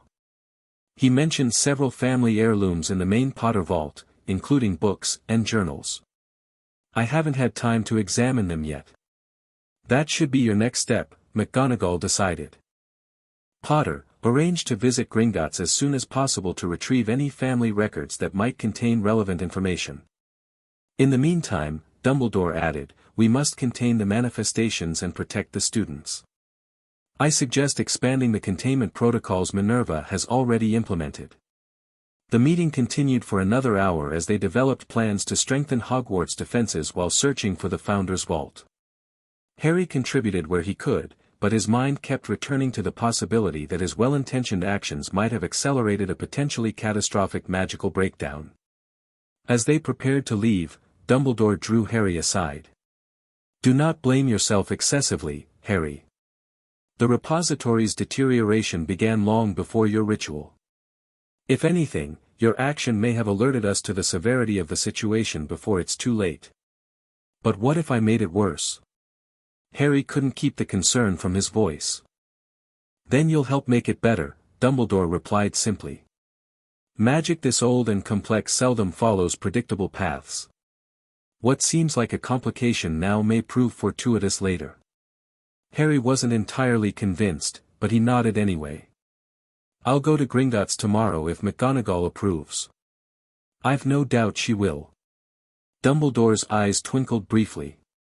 Minerva has always valued direct action over prolonged deliberation. It's one of the qualities that will make her an excellent headmistress. As Harry rejoined Ron and Hermione, he couldn't help but wonder if Dumbledore had somehow anticipated all of this, if the former headmaster was still orchestrating events from his new advisory position. The thought should have been frustrating, but Harry found it oddly comforting. Perhaps Dumbledore had needed this change as much as Hogwarts had. The next morning, Harry prepared for his Gringotts visit while the rest of the school remained under restricted movement protocols. Breakfast had been served in the common rooms, with prefects distributing food and professors making brief appearances to answer questions and calm anxieties. McGonagall had arranged for Professor Flitwick to escort Harry to Hogsmeade, from where he could safely apparate to Diagon Alley. Ron and Hermione would remain behind to continue researching the Founder's Vault through Hogwarts library resources, now that they had a clearer idea what to look for. Focus on family records from the 11th and 12th centuries, Hermione instructed as Harry prepared to leave. Anything mentioning Gringotts Peverell specifically, or references to vaults, repositories, or magical maintenance. And don't touch anything weird, Ron added helpfully. Last thing we need is you getting cursed by some ancient Potter heirloom. Harry managed a small smile. I'll be careful. Back by dinner if all goes well. The journey to Gringotts was uneventful, though Harry noted increased aura presence in both Hogsmeade and Diagon Alley, a reminder that the wizarding world faced threats beyond Hogwarts' mysterious manifestations. Voldemort had been unusually quiet recently, which experienced Order members found more concerning than reassuring. At Gringotts, Blackclaw received Harry in the same office as before, though his manner seemed more formal, almost cautious. Mr. Potter. I understand you've been busy since our last meeting. Harry met the goblin's assessing gaze directly. The information you provided proved very useful, Blackclaw. I've invoked the Potter-Peverell right of succession. So I've heard. Blackclaw's expression revealed nothing. The bank has received official notification from Hogwarts regarding the change in leadership. Most unexpected. Was it? Harry asked, suddenly suspicious. You seemed very thorough in explaining my inherited rights. Did you anticipate I might use them? Blackclaw's lips twitched in what might have been a suppressed smile. Gringotts takes no position on how wizards employ their inherited authorities, Mr. Potter. We merely ensure clients receive complete information regarding their assets and rights. Of course, Harry replied, not entirely convinced. Well, I'm here to examine the contents of the main Potter Vault, specifically any family records or grimoires that might contain information about Hogwarts' founding era. Blackclaw nodded, rising from his desk. I anticipated your interest might turn in that direction. I've taken the liberty of having relevant materials brought to a secure viewing room. This way, please. He led Harry down a different corridor than the one to the cart loading area, eventually stopping before a heavy door inscribed with goblin markings. Blackclaw pressed his palm to the center, causing the markings to glow briefly before the door swung open. Inside was a comfortable study-like room with a large table at its center. Upon the table sat several objects, a leather-bound book with the Potter crest embossed in gold, a smaller journal bound in faded blue leather, a wooden box inlaid with mother-of-pearl, and what appeared to be a rolled parchment secured with a wax seal bearing the triangular mark Harry recognized from the Deathly Hallows story. The main Potter grimoire, Blackclaw indicated the largest book, begun in 1292 by Hardwin Potter and maintained by subsequent generations until your grandfather Fleamont's death. The blue journal belonged to Iolanthe Peverell Potter, who married into the Potter line in the late 13th century, bringing the Peverell inheritance with her. The box contains miscellaneous correspondence and documents concerning Potter properties and alliances. And the sealed scroll, he paused significantly, bears the personal mark of Gringotts Peverell himself. Harry's attention fixed on the scroll. Has it ever been opened? Not to our knowledge. The seal is magically preserved and can presumably only be broken by someone with the appropriate qualifications. Harry reached for the scroll but hesitated, recalling Ron's warning about cursed heirlooms. Is it safe to handle? Our curse breakers have examined all items thoroughly. They detected powerful magic within the sealed scroll but nothing harmful to a legitimate Potter-Peverell descendant. Black Claw paused. I should mention, however, that magical items of this antiquity often have protections beyond our ability to detect. Caution would be prudent. Understood. Harry carefully lifted the scroll, surprised by its weight and the subtle warmth it seemed to radiate. The wax seal gleamed in the room's magical light, the triangular symbol appearing to shift slightly as he turned it. Following an instinct he couldn't quite explain, Harry pressed his thumb against the seal, feeling the Potter ring on his finger grow warm in response. The wax softened immediately, not breaking but reshaping itself around his thumb as though recognizing his right to access the contents. When he removed his thumb, the seal had transformed, now showing a stylized P superimposed over the triangle, the combined Potter-Peverell mark. Most interesting, Black Claw murmured, watching with unconcealed curiosity. Harry carefully unrolled the parchment, which was surprisingly supple despite its age. The writing was in an archaic form of English that made deciphering difficult, but not impossible. Harry read aloud, "To mine heir, when Hogwarts' heart falters and the 7 streams grow turbulent. If thou hast found this scroll in time of need, know that the Founder's greatest work lies beneath the place where 4 become 1. Seek the chamber where elements converge, where earth meets water, fire touches air. The path opens to those of Founder's blood who come in Hogwarts' hour of need. Speak the first words of our greatest enchantment, and the heart will reveal itself." Harry looked up from the parchment, excitement building despite the cryptic nature of the message. This is it. Directions to the Founder's vault. It would appear so, Black Claw agreed. Though somewhat metaphorical in nature. The place where 4 become 1, that has to mean something in the castle where all 4 houses come together. Harry's mind raced through possibilities. The Great Hall. The entrance hall. Perhaps, Black Claw said noncommittally. The reference to elements may provide additional clues. Earth, water, fire, air, each associated with one of the Hogwarts houses in traditional magical symbolism. Harry nodded eagerly. And those of Founder's blood, that could be literal descendants, or perhaps symbolic representatives of each house.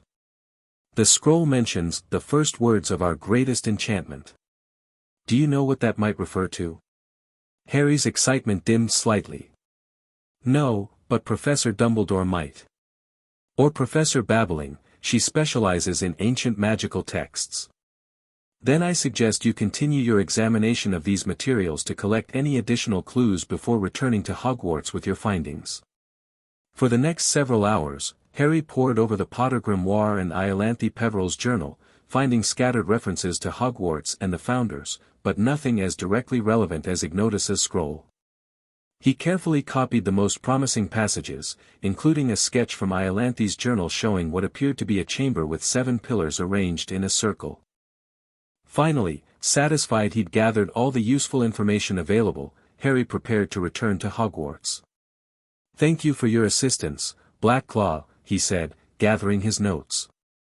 "This may be exactly what we needed. The Goblin Nation has a vested interest in magical stability, Mr. Potter," Black Claw replied, his tone suddenly serious. "Hogwarts sits at a critical junction of magical ley lines. Significant disruption there could affect magical sites throughout Britain, including Gringotts itself." "You know about the manifestations?"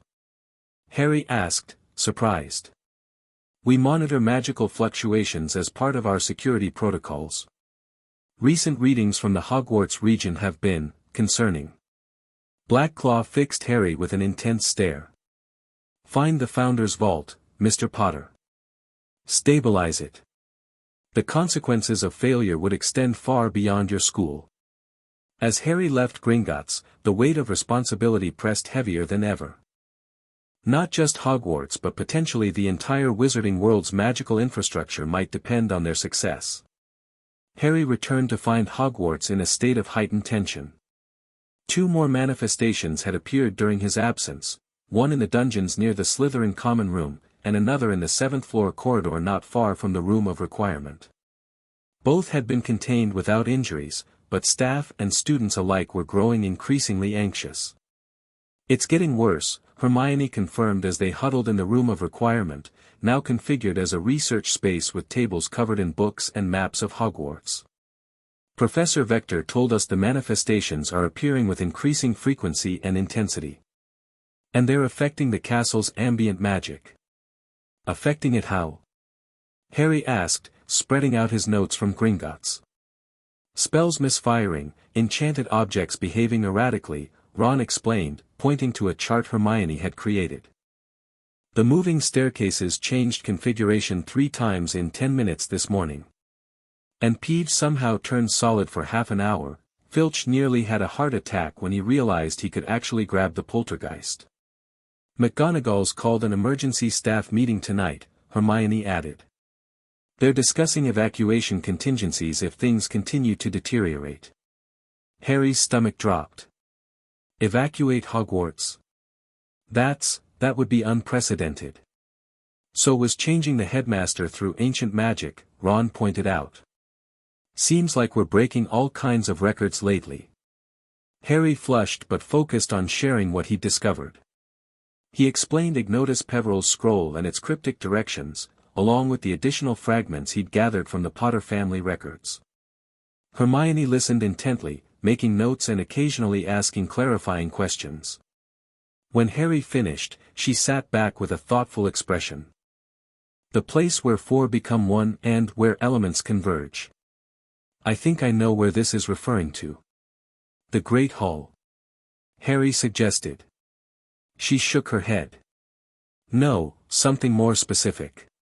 Remember in Hogwarts, a history, there's mention of a chamber beneath the Great Hall where the founders performed the final enchantment that brought Hogwarts to life?" "The founding chamber," Ron said unexpectedly, earning surprised looks from both Harry and Hermione. "What?" "I do occasionally read things." "Since when have you read Hogwarts, a history?" Hermione demanded. Ron's ears reddened. "I haven't. But Bill told me about the founding chamber once. Said Cursebreakers consider it one of the most magically significant sites in Britain, but no one's been able to access it for centuries."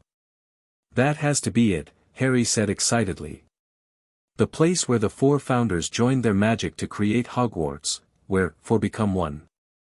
And if it's beneath the Great Hall, that would place it at the center of the castle, right where those ley lines converge." "But how do we access it?"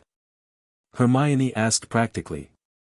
"If no one's entered it for centuries, the entrance must be hidden or sealed." Harry consulted his notes. "The path opens to those of Founder's blood who come in Hogwarts' hour of need." "That's you, mate," Ron pointed out. "You've got that Peverell connection." "But Peverell wasn't one of the founders," Harry objected. "He was a contributor, an advisor, but not actually Gryffindor, Hufflepuff, Ravenclaw, or Slytherin." Hermione's brow furrowed in concentration. "Founder's blood might be metaphorical. Representatives of each house, perhaps. Or individuals who embody the qualities the founders valued." "We should take this to McGonagall and Dumbledore," Harry decided. "They might recognize something we're missing." As they gathered their notes, the castle suddenly shuddered, a tremor that sent books sliding from shelves and dust sifting down from the ceiling. The magical lights flickered, dimming momentarily before brightening to unusual intensity. "That's new," Ron said quietly, his attempt at humor falling flat as another, stronger tremor followed the first. "We need to hurry," Harry said, grabbing the most important notes. "I think Hogwarts' hour of need might be approaching faster than we realized." They found McGonagall in the Great Hall with several other professors, all looking up at the enchanted ceiling, which was flickering between its usual reflection of the sky outside and random magical patterns, geometric shapes, constellations, and occasionally flashes of what appeared to be ancient runes. Potter, McGonagall acknowledged them with visible relief. Perfect timing. Professor Dumbledore was just about to join us. As if summoned by his name, Dumbledore entered through a side door, accompanied by Professor Babbling, both carrying armfuls of ancient-looking tomes. "Ah, Harry, excellent," Dumbledore greeted them. "I trust your Gringotts expedition proved fruitful." Harry quickly shared his discoveries, including the scroll's message and Iolanthe's sketch. As he spoke, the assembled professors exchanged meaningful glances. "The founding chamber," Professor Flitwick squeaked excitedly. "I've studied references to it for years, but the entrance location was lost centuries ago." "Not lost," Dumbledore corrected gently, "deliberately hidden.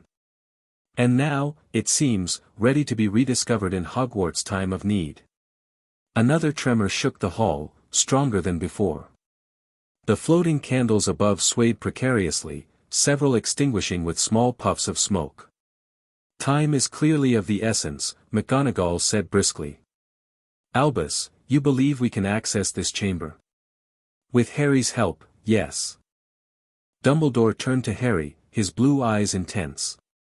"The scroll mentioned the first words of our greatest enchantment. Professor Babbling and I believe this refers to the incantation the Founders used to bind Hogwarts magic to the land and create the castle's sentient nature." "You know this incantation?" Harry asked. "Fragments have survived in various historical texts," Professor Babbling explained. "We've reconstructed what we believe are the opening phrases." "And the location?" McGonagall pressed. Dumbledore gestured toward the center of the Great Hall. "Directly beneath us, I suspect." The Great Hall was the first part of Hogwarts to be completed, the magical heart of the castle around which everything else was built. "So we just, what? Tap the floor with our wands and say the magic words?" Ron asked skeptically. "Not quite so simple, Mr. Weasley." Dumbledore's eyes twinkled briefly despite the gravity of the situation. "The scroll mentioned elements converging in Founder's blood. I believe we need representatives from each house, standing at the cardinal points around the center of the hall. Like the ritual I performed for the succession," Harry realized. "That also required elements representing the four houses." "A pattern emerges," Dumbledore agreed. "Magic often echoes itself across different applications." McGonagall took charge with characteristic efficiency. "Very well. Potter, you'll represent Gryffindor. Miss Granger, your academic excellence makes you an ideal Ravenclaw representative. Mr. Weasley," Dumbledore continued, "your loyalty and steadfastness embody Hufflepuff's finest qualities." Ron looked surprised but pleased by the assessment. "Which leaves Slytherin," McGonagall said, her expression hardening slightly. "Under the circumstances, I believe I must ask, I will represent Slytherin House," came a silky voice from the entrance. Severus Snape stood there, his black robes billowing slightly in a draught that seemed to affect no one else. As its head of house and someone intimately familiar with ambition's darker paths. Harry bit back his immediate objection, recognizing that Snape's Slytherin credentials were indeed impeccable, whatever his personal feelings about the man. "Excellent," Dumbledore said, as though he'd expected nothing else. "The four representatives will stand at the cardinal points. Harry at north, Hermione at east, Ronald at west, and Severus at south." "What about the incantation?" Hermione asked practically. Professor Babbling handed each of them a small piece of parchment. "The phonetic pronunciation is indicated beneath each word. The rhythm is important, speak slowly and clearly, in unison." Another tremor shook the hall, this one lasting longer than previous ones. The enchanted ceiling flickered wildly, briefly showing what looked like the night sky of another hemisphere entirely before returning to the cloudy Scottish afternoon. "Quickly now," McGonagall urged, ushering the other professors and handful of prefects who had been assisting them to the edges of the hall. "Take your positions." Harry moved to the northern point of an invisible circle in the hall's center, directly before the staff table. Ron stood opposite him at the western point, looking nervous but determined. Hermione took her place at the east, already studying the incantation with intense concentration. Snape completed the square at the southern point, his face an unreadable mask. "On my signal," Dumbledore instructed, standing just outside their circle with his wand raised. 3, 2, 1. Magicus fundamentum aeternum, quatuor unum in perpetuum, they chanted in unison, the ancient words resonating strangely in the vast space of the great hall. For a moment, nothing happened. Then the floor beneath them began to glow, faint lines of light tracing a complex geometric pattern that expanded outward from the center. The pattern grew increasingly intricate, forming what Harry recognized as a magical mandala similar to the one in Iolanthe's journal. Again, Dumbledore called, his own wand now tracing patterns in the air that seemed to strengthen the glowing lines. "With feeling, if you please." They repeated the incantation, Harry pouring his connection to Hogwarts into the words. This time, the effect was immediate and dramatic. The lines of light flared blindingly bright, and the floor within their circle became translucent, revealing a spiraling staircase descending into darkness. "It worked," Hermione breathed, her face alight with wonder. "Don't sound so surprised, Miss Granger," Snape drawled, though Harry thought he detected a hint of awe beneath the sarcasm. The translucent section of floor dissolved completely, leaving the staircase accessible in the center of the great hall. Warm, golden light emanated from below, pulsing in time with what felt like the castle's heartbeat. "Now comes the truly dangerous part," Dumbledore said quietly. "Descending into the magical heart of Hogwarts when that heart is in distress." "Who goes?" McGonagall asked, practical as ever. "The same four," Dumbledore replied. "They've been recognized by the magic. Adding others might disrupt the balance." "I'm going too," Harry stated firmly. The scroll was addressed to the Peverell heir. "I need to be there." "You're already one of the four, Potter," Snape pointed out acerbically. "Oh. Right." Harry felt foolish but quickly recovered. "So, we just go down there and, what? How do we stabilize whatever's wrong?" "The chamber itself may provide guidance," Dumbledore suggested. Magical constructs this sophisticated often contain their own instructional elements. Another tremor, the strongest yet, emphasized the urgency of their mission. Small cracks appeared in the walls of the great hall, and several windows rattled ominously. "We'd best hurry," Ron said, eyeing the ceiling nervously. "Before the whole castle comes down around our ears." With McGonagall and Dumbledore's concerned gazes following them, the four representatives approached the staircase. Harry went first, wand lit and ready, followed by Hermione, then Ron, with Snape bringing up the rear. The stairs spiraled downward in a gentle curve, the golden light growing stronger as they descended. Harry counted 64 steps before they emerged into a circular chamber that took his breath away. 7 massive pillars of different materials, granite, crystal, silver, gold, bronze, wood, and what appeared to be solid obsidian, formed a perfect circle around a central pedestal. Each pillar was inscribed with runes that glowed with inner light, pulsing at different rates. Above the pedestal, a swirling sphere of pure magical energy hovered, its surface rippling with distortions and occasional violent flares. "The 7 streams," Hermione whispered in awe. "The ley lines converging into the magical repository." "Which is clearly unstable," Snape observed, pointing to the obsidian pillar, where several of the glowing runes had gone dark. "This pillar is failing." "Look," Ron said, indicating the central pedestal. "There are indentations, 4 of them, arranged in a cross pattern." Harry approached cautiously, examining the pedestal. Each indentation was shaped differently, one a lion, one a badger, one an eagle, and one a serpent, the symbols of the 4 houses. "They're meant for something to be placed inside," he realized. "Keys or tokens of some kind." "But we don't have any," Hermione began, then gasped as her ring finger suddenly warmed. A simple silver band had appeared, bearing the Ravenclaw eagle. "Where did this come from?" Similar exclamations from Ron and Snape revealed they too now wore house-specific rings, Ron's gold with the Hufflepuff badger, Snape's dark metal with the Slytherin serpent. Harry looked down at his hand where the Potter ring had transformed, the family crest replaced by the Gryffindor lion. "The magic recognized us as true representatives," he said with dawning understanding. "It's giving us what we need to stabilize the vault." Another violent tremor shook the chamber, and the swirling energy sphere above the pedestal pulsed erratically, shooting off sparks of wild magic that scorched the ceiling where they hit. "Quickly," Snape ordered, already moving toward the pedestal. "Place the rings in their corresponding indentations. Together, on 3.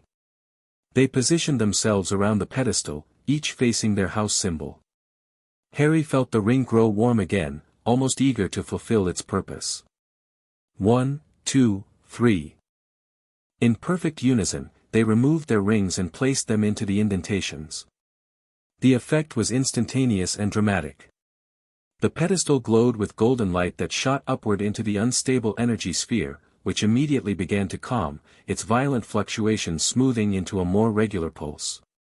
The 7 pillars brightened, their runes reactivating in sequence, including the previously darkened ones on the obsidian pillar. "It's working," Hermione said excitedly. "The repository is stabilizing." But their relief was premature. Just as the sphere seemed to reach equilibrium, a new disruption manifested, a tendril of dark energy, similar to the manifestations they'd encountered throughout the castle, emerged from the obsidian pillar and snaked toward the central sphere. "No!" Harry lunged forward instinctively, reaching for the darkness as he had in the corridor days earlier. His hands passed through it ineffectively, but the motion triggered something unexpected. The Potter ring, still in its indentation, flared with brilliant light that spread to the other 3 rings. A shimmering barrier formed around the energy sphere, repelling the dark tendril. "Potter," Snape barked, "what did you do?" "Nothing. It just responded to me."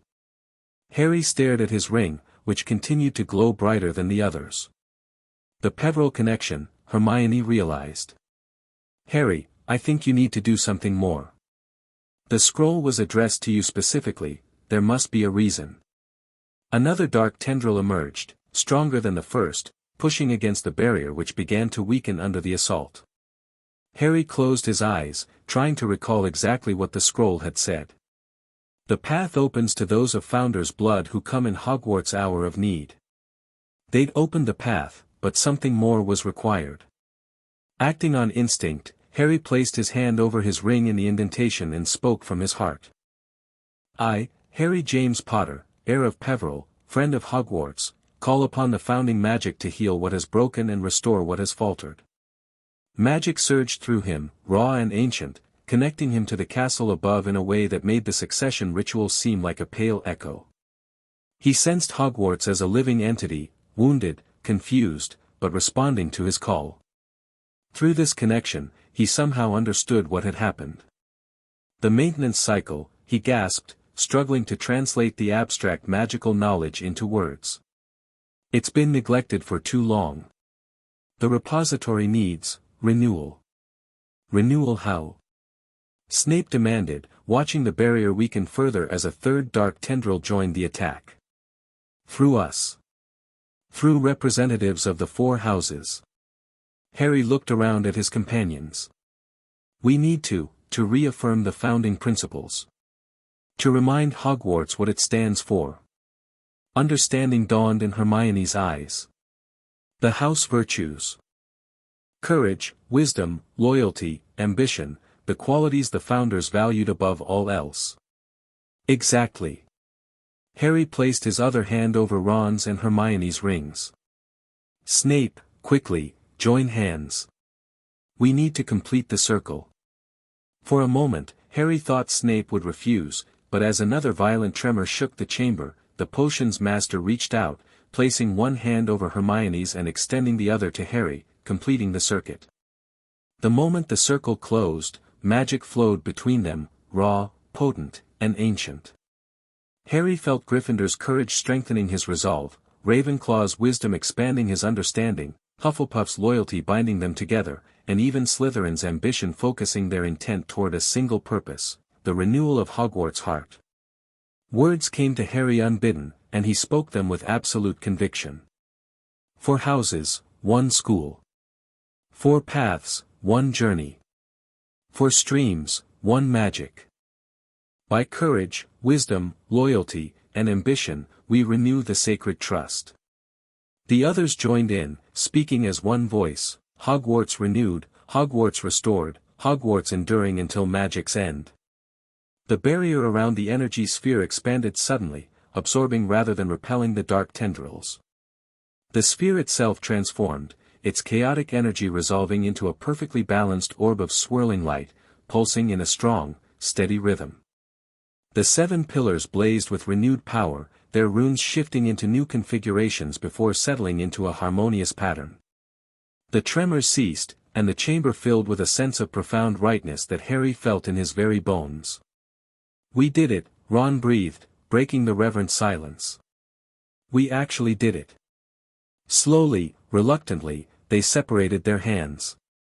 The rings and the indentations had fused with the pedestal, becoming permanent anchors for the renewed stabilization magic. "A sacrifice well made," Snape observed, examining his ringless finger with an inscrutable expression. "Though I suspect Slytherin would have preferred something more dramatic." "Dramatic enough for me," Ron muttered, looking up at the now placid energy sphere with lingering awe. As they turned to leave, Harry noticed something had appeared on the chamber floor, a new inscription encircling the pedestal in gleaming golden letters. "Renewed by 4, guarded by all, Hogwarts stands strong until the next call. 1 century hence, for shall return to ensure the heart continues to burn." "A century," Hermione said thoughtfully. "That must be the maintenance cycle." Somehow, the knowledge was lost after the last renewal. "Not lost," Harry corrected, understanding dawning. "The Founders built in redundancy. If the normal maintenance fails, the repository begins manifesting distress signals, the dark energy we've been encountering. It forces the school to address the problem one way or another." "Clever," Snape acknowledged grudgingly. "If somewhat destructive in its backup methods. The important thing is that it's stable now," Ron pointed out practically. "And we should probably tell the others before they think we've been vaporized or something." As they ascended the spiral staircase, Harry felt lighter than he had in days. Whatever consequences his invocation of the Potter-Peverell rite had triggered, political, personal, or magical, at least Hogwarts itself was secure once more. When they emerged into the Great Hall, they found McGonagall, Dumbledore, and the other professors waiting anxiously, alongside a growing crowd of students who had apparently been drawn by the magical activity. "It's done," Harry announced simply. "The Founder's vault has been stabilized." The relief that swept the hall was palpable. McGonagall's stern facade cracked into a rare, genuine smile. Dumbledore's eyes twinkled with something that might have been pride, or possibly amusement at how events had unfolded. "Well done, all of you," McGonagall said, her Scottish accent more pronounced than usual, a sure sign of emotional impact. "Hogwarts owes you a debt of gratitude." "Hogwarts," Dumbledore added quietly, "and perhaps the entire wizarding world." The consequences of a catastrophic magical failure at a nexus point of this significance would have been extensive. As the crowd pressed closer with questions and congratulations, Harry caught Snape's eye across the group. The potions master gave him a single, curt nod, perhaps the closest thing to approval Harry had ever received from him, before sweeping away in a billow of black robes. That evening, as students returned to normal movements through the castle and the hospital wing reported the affected students beginning to recover, Harry stood at the window of Gryffindor Tower, gazing out at the grounds of Hogwarts bathed in moonlight. "Feeling better?" Hermione asked, joining him with Ron close behind. "Much," Harry admitted. "Though I still can't quite believe everything that's happened. A week ago, I was just worried about keeping students safe. Now we've changed the school's leadership, discovered an ancient magical chamber, and renewed Founding-era enchantments. Just another week at Hogwarts, really," Ron joked, though his grin held genuine pride. "But seriously, mate, you did good. McGonagall's already implementing better security protocols, Dumbledore's focusing on what he does best without the administrative headaches, and the castle's stopped trying to kill us with random dark magic. I'd call that a win. There will still be consequences, Hermione cautioned. The Ministry's involvement, political fallout, not to mention whatever Voldemort's been planning while we've been distracted. I know, Harry said quietly. But for tonight, at least, Hogwarts is safe. That's enough for now. As if in response to his words, he felt a subtle warmth spread through him, a sense of connection to the castle that hadn't been there before the succession ritual or their work in the Founder's Vault. Hogwarts itself seemed to be acknowledging him, recognizing the Potter-Peverell heir who had helped restore its ancient heart. Whatever challenges tomorrow might bring, Harry knew one thing with absolute certainty: he'd made the right decision.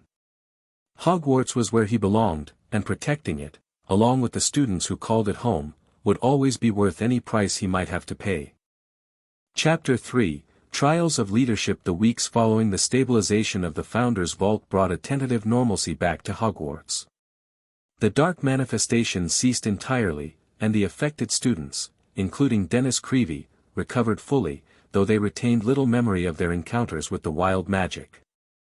Classes resumed their regular schedules, Quidditch matches proceeded without supernatural interruption, and the daily rhythms of school life gradually re-established themselves. For Harry, however, normalcy remained elusive. His role in changing the school's leadership had transformed him in the eyes of his peers. Some viewed him with newfound respect, others with wary suspicion, but all with a heightened awareness that Harry Potter was not merely the boy who lived, but someone with the power to reshape institutions. "It's like they expect me to sack the Minister of Magic next," Harry complained one evening in the Gryffindor common room, where he sat with Ron and Hermione reviewing Transfiguration notes. "A group of second years actually scattered when I walked into the library earlier." "You did invoke ancient magic to remove the most powerful wizard in Britain from his position," Hermione pointed out reasonably. "People are bound to see you differently. And don't forget the whole Founder's Vault business," Ron added, absently transfiguring his quill into a miniature broomstick and back again. "Word got around that you led that expedition. Between that and the succession ritual, half the school thinks you're Merlin reincarnated." Harry groaned. "I just wanted students to be safer. I didn't ask for any of this attention." "The attention will fade eventually," Hermione assured him. "Something else will happen to distract everyone. It always does." Her words proved unexpectedly prophetic. The very next morning, as students gathered for breakfast, a flurry of owls arrived bearing the Daily Prophet, whose front page caused an immediate sensation. "Ministry confirms, Death Eater prison break at Azkaban. You know who's inner circle reunited, Lestrange's, Dolohov, and others at large." The great hall erupted in frightened chatter. Harry snatched Hermione's copy of the paper, quickly scanning the article. "In a devastating blow to wizarding security, the Ministry of Magic confirmed late last night that a mass breakout from Azkaban prison has resulted in the escape of at least 12 high-security prisoners, all known Death Eaters. Among the escapees are Bellatrix Lestrange, notorious for her torture of Frank and Alice Longbottom, her husband Rodolphius, his brother Rabastin, and Antonin Dolohov, responsible for the murders of Gideon and Fabian Pruitt." Minister Scrimgeour addressed an emergency session of the Wizengamot, stating, "This breakout bears all the hallmarks of direct intervention by you-know-who. The Dementors have abandoned their posts at Azkaban entirely, confirming our worst fears that these creatures have joined the Dark Lord's forces. Aurors have been deployed throughout Britain, and the public is warned that these individuals are extremely dangerous and should not be approached under any circumstances." Harry looked up from the paper to find Neville Longbottom standing frozen several seats away, his face drained of color as he stared at his own copy of the Prophet. Without hesitation, Harry moved to his side. "Neville," he said quietly, placing a hand on his friend's shoulder. "Are you all right?" Neville looked up, his eyes haunted but determined. "She's out," he whispered. "Bellatrix Lestrange is out." Harry nodded grimly. "I know. I'm sorry." Around them, the hall continued to buzz with frightened speculation, but a sudden hush fell as Headmistress McGonagall rose from her seat at the center of the staff table. Her expression was grave but composed as she surveyed the anxious faces before her. "Your attention, please," she called, her Scottish brogue more pronounced than usual, a tell Harry had learned indicated deep emotion tightly controlled. "As you have no doubt read, several dangerous criminals have escaped from Azkaban. I wish to assure all of you that Hogwarts security measures remain among the strongest in Wizarding Britain and have recently been enhanced." She paused, making eye contact with students from each house table before continuing. "Nevertheless, prudence dictates additional precautions. Until further notice, all Hogsmeade visits are suspended." A groan of disappointment rippled through the hall. Furthermore, McGonagall continued firmly, outdoor activities will be restricted to daylight hours and supervised by staff members. Quidditch practices must be scheduled through heads of houses and will be monitored. Her expression softened slightly. "I understand these measures may feel restrictive, particularly to older students. However, your safety remains our paramount concern. Professor Dumbledore and I will be conducting a thorough review of the castle's defensive enchantments today, and prefects will receive additional security training this weekend." As she sat down, the volume in the hall rose again, but with a different quality, less panicked, more purposeful. Harry noticed that even the youngest students seemed reassured by McGonagall's direct approach and clear instructions. "She's good at this," he murmured to Ron and Hermione as they left for their first class. "Different from Dumbledore, but effective." "Direct and practical," Hermione agreed. "No mysterious hints or cryptic reassurances, just clear information and concrete actions." "Speaking of Dumbledore," Ron said, nodding toward a corridor ahead where the former headmaster stood deep in conversation with Professor Flitwick, "he's looking worried." "That can't be good."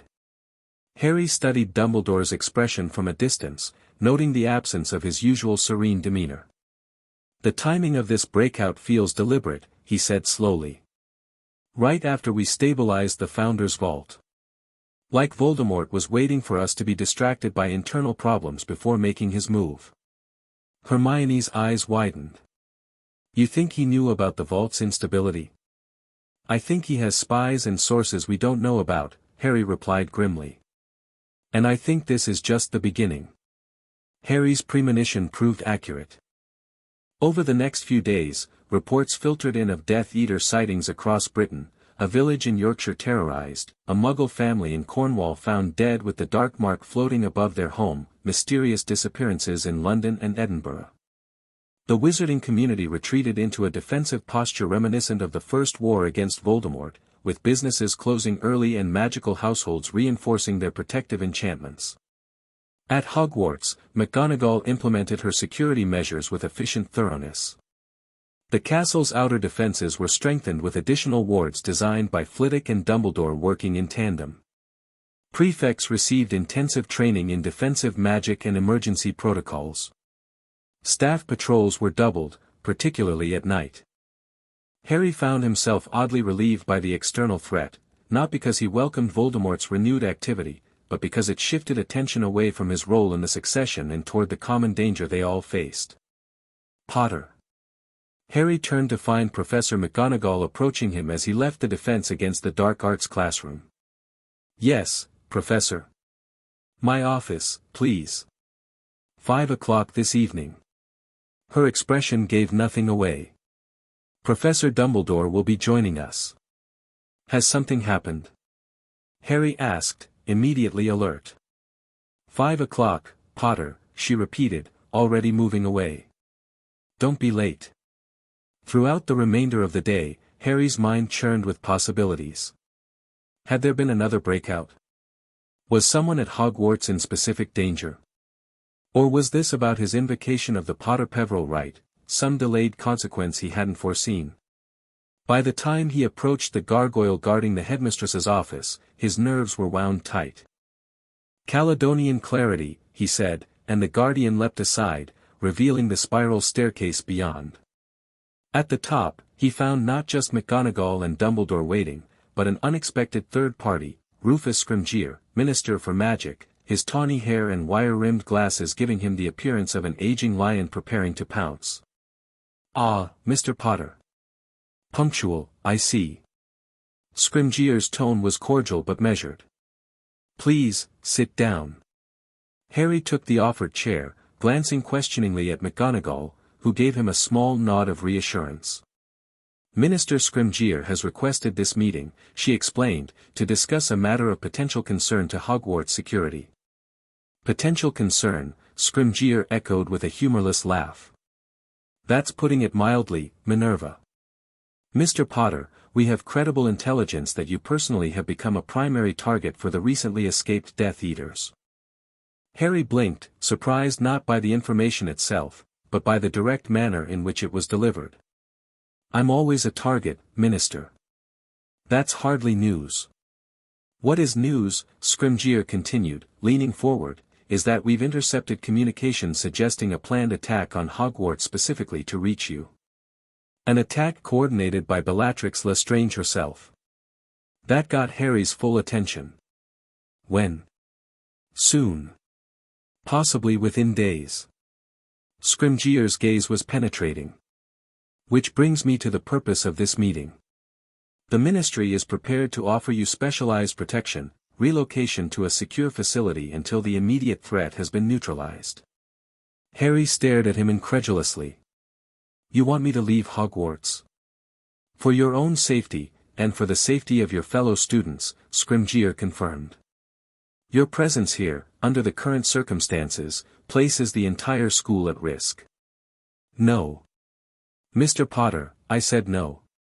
Harry's voice hardened. "I'm not running away and leaving everyone else to face whatever Bellatrix is planning." "This isn't about courage," Scrimgeour said impatiently. "It's about tactical reality. You are a specific target. Remove the target, and the attack may be prevented entirely." "Or they attack anyway," Harry countered, "and I'm not here to help defend the school."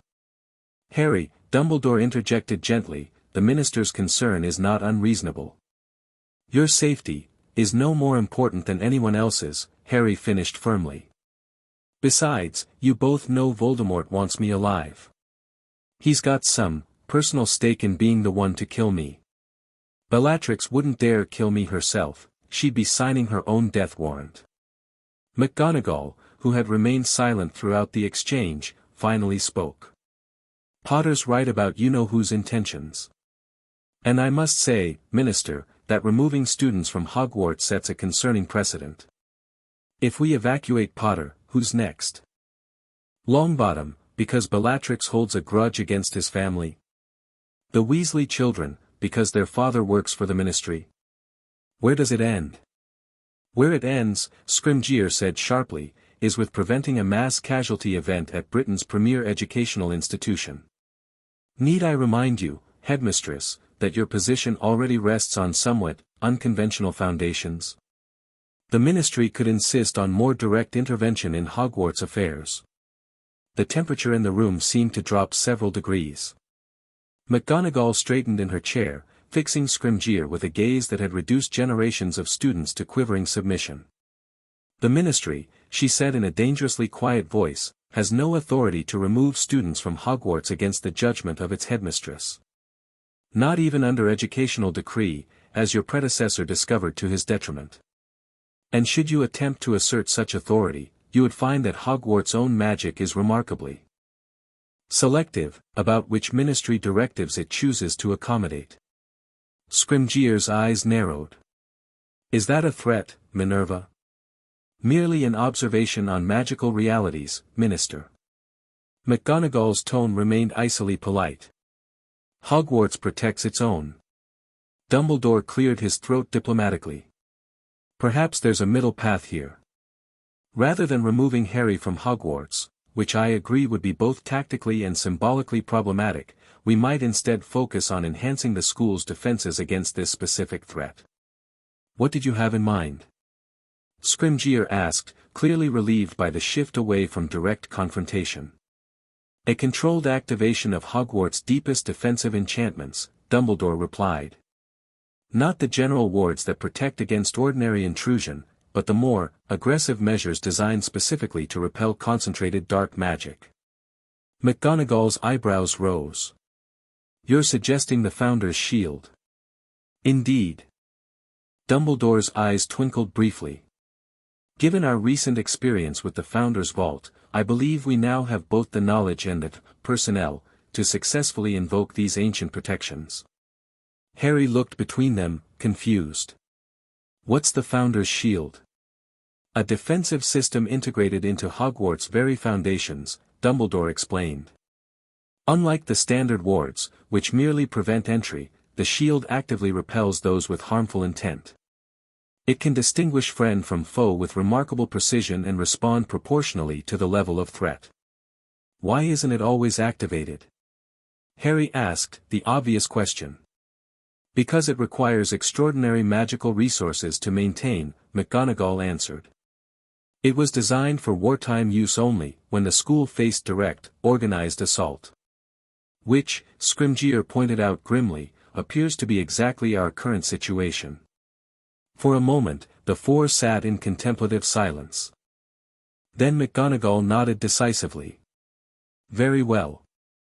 We'll activate the Founder's Shield rather than removing Potter from Hogwarts. Minister, I assume this compromise satisfies your concerns. Scrimgeour hesitated, then inclined his head in reluctant agreement. Provided the shield is as effective as Albus suggests, yes. But I want Ministry Aurors stationed at Hogwarts as an additional precaution. 2 Aurors, McGonagall countered immediately. Working in coordination with our staff, not independently. 4 Aurors, rotating in pairs, Scrimgeour returned. And they report to me directly on security matters. 3 Aurors, McGonagall said firmly. Reporting jointly to both of us. And they remain outside the castle proper unless an actual attack occurs. Scrimgeour studied her for a moment, then nodded. Acceptable. I'll have Kingsley Shacklebolt head the detail, I believe he's worked with Hogwarts staff before. As the negotiations concluded and Scrimgeour prepared to leave, he paused to address Harry directly. Mr. Potter, while I respect your decision to remain at Hogwarts, I urge you to exercise extreme caution. Bellatrix Lestrange is not merely dangerous, she is pathologically obsessed with pleasing her master. She may not kill you, but there are many forms of harm that fall short of death. After the minister departed, Harry remained with McGonagall and Dumbledore, his mind racing with implications. Sir, he said, turning to Dumbledore, this Founder's Shield, does it work like the vault? Will we need representatives from each house again?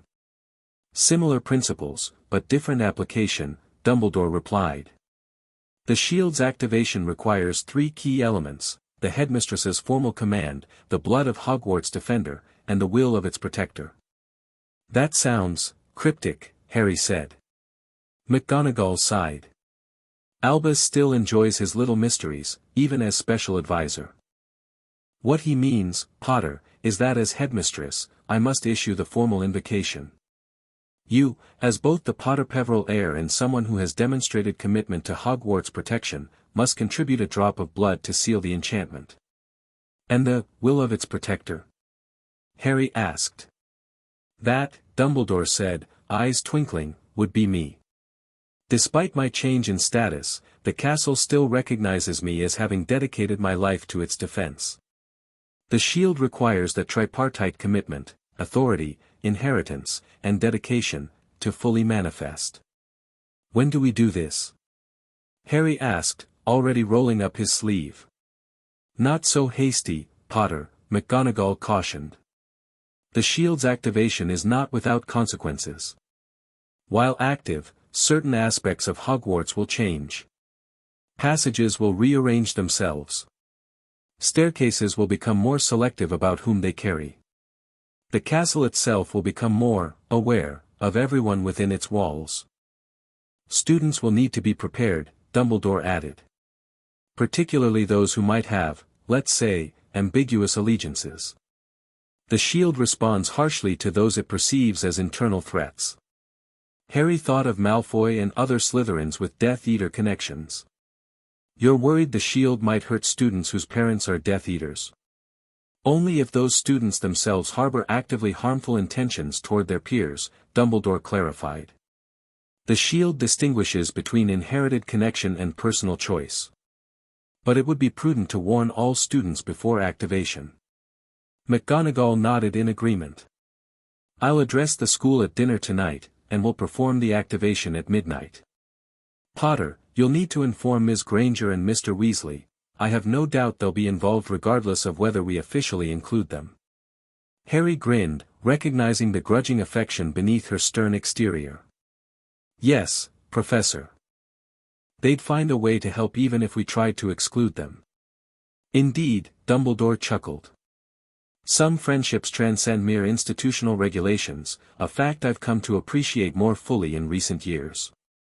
As Harry left to find Ron and Hermione, he couldn't shake the feeling that events were accelerating towards some inevitable confrontation. Voldemort had remained largely in the shadows since his return, working through proxies and building his strength.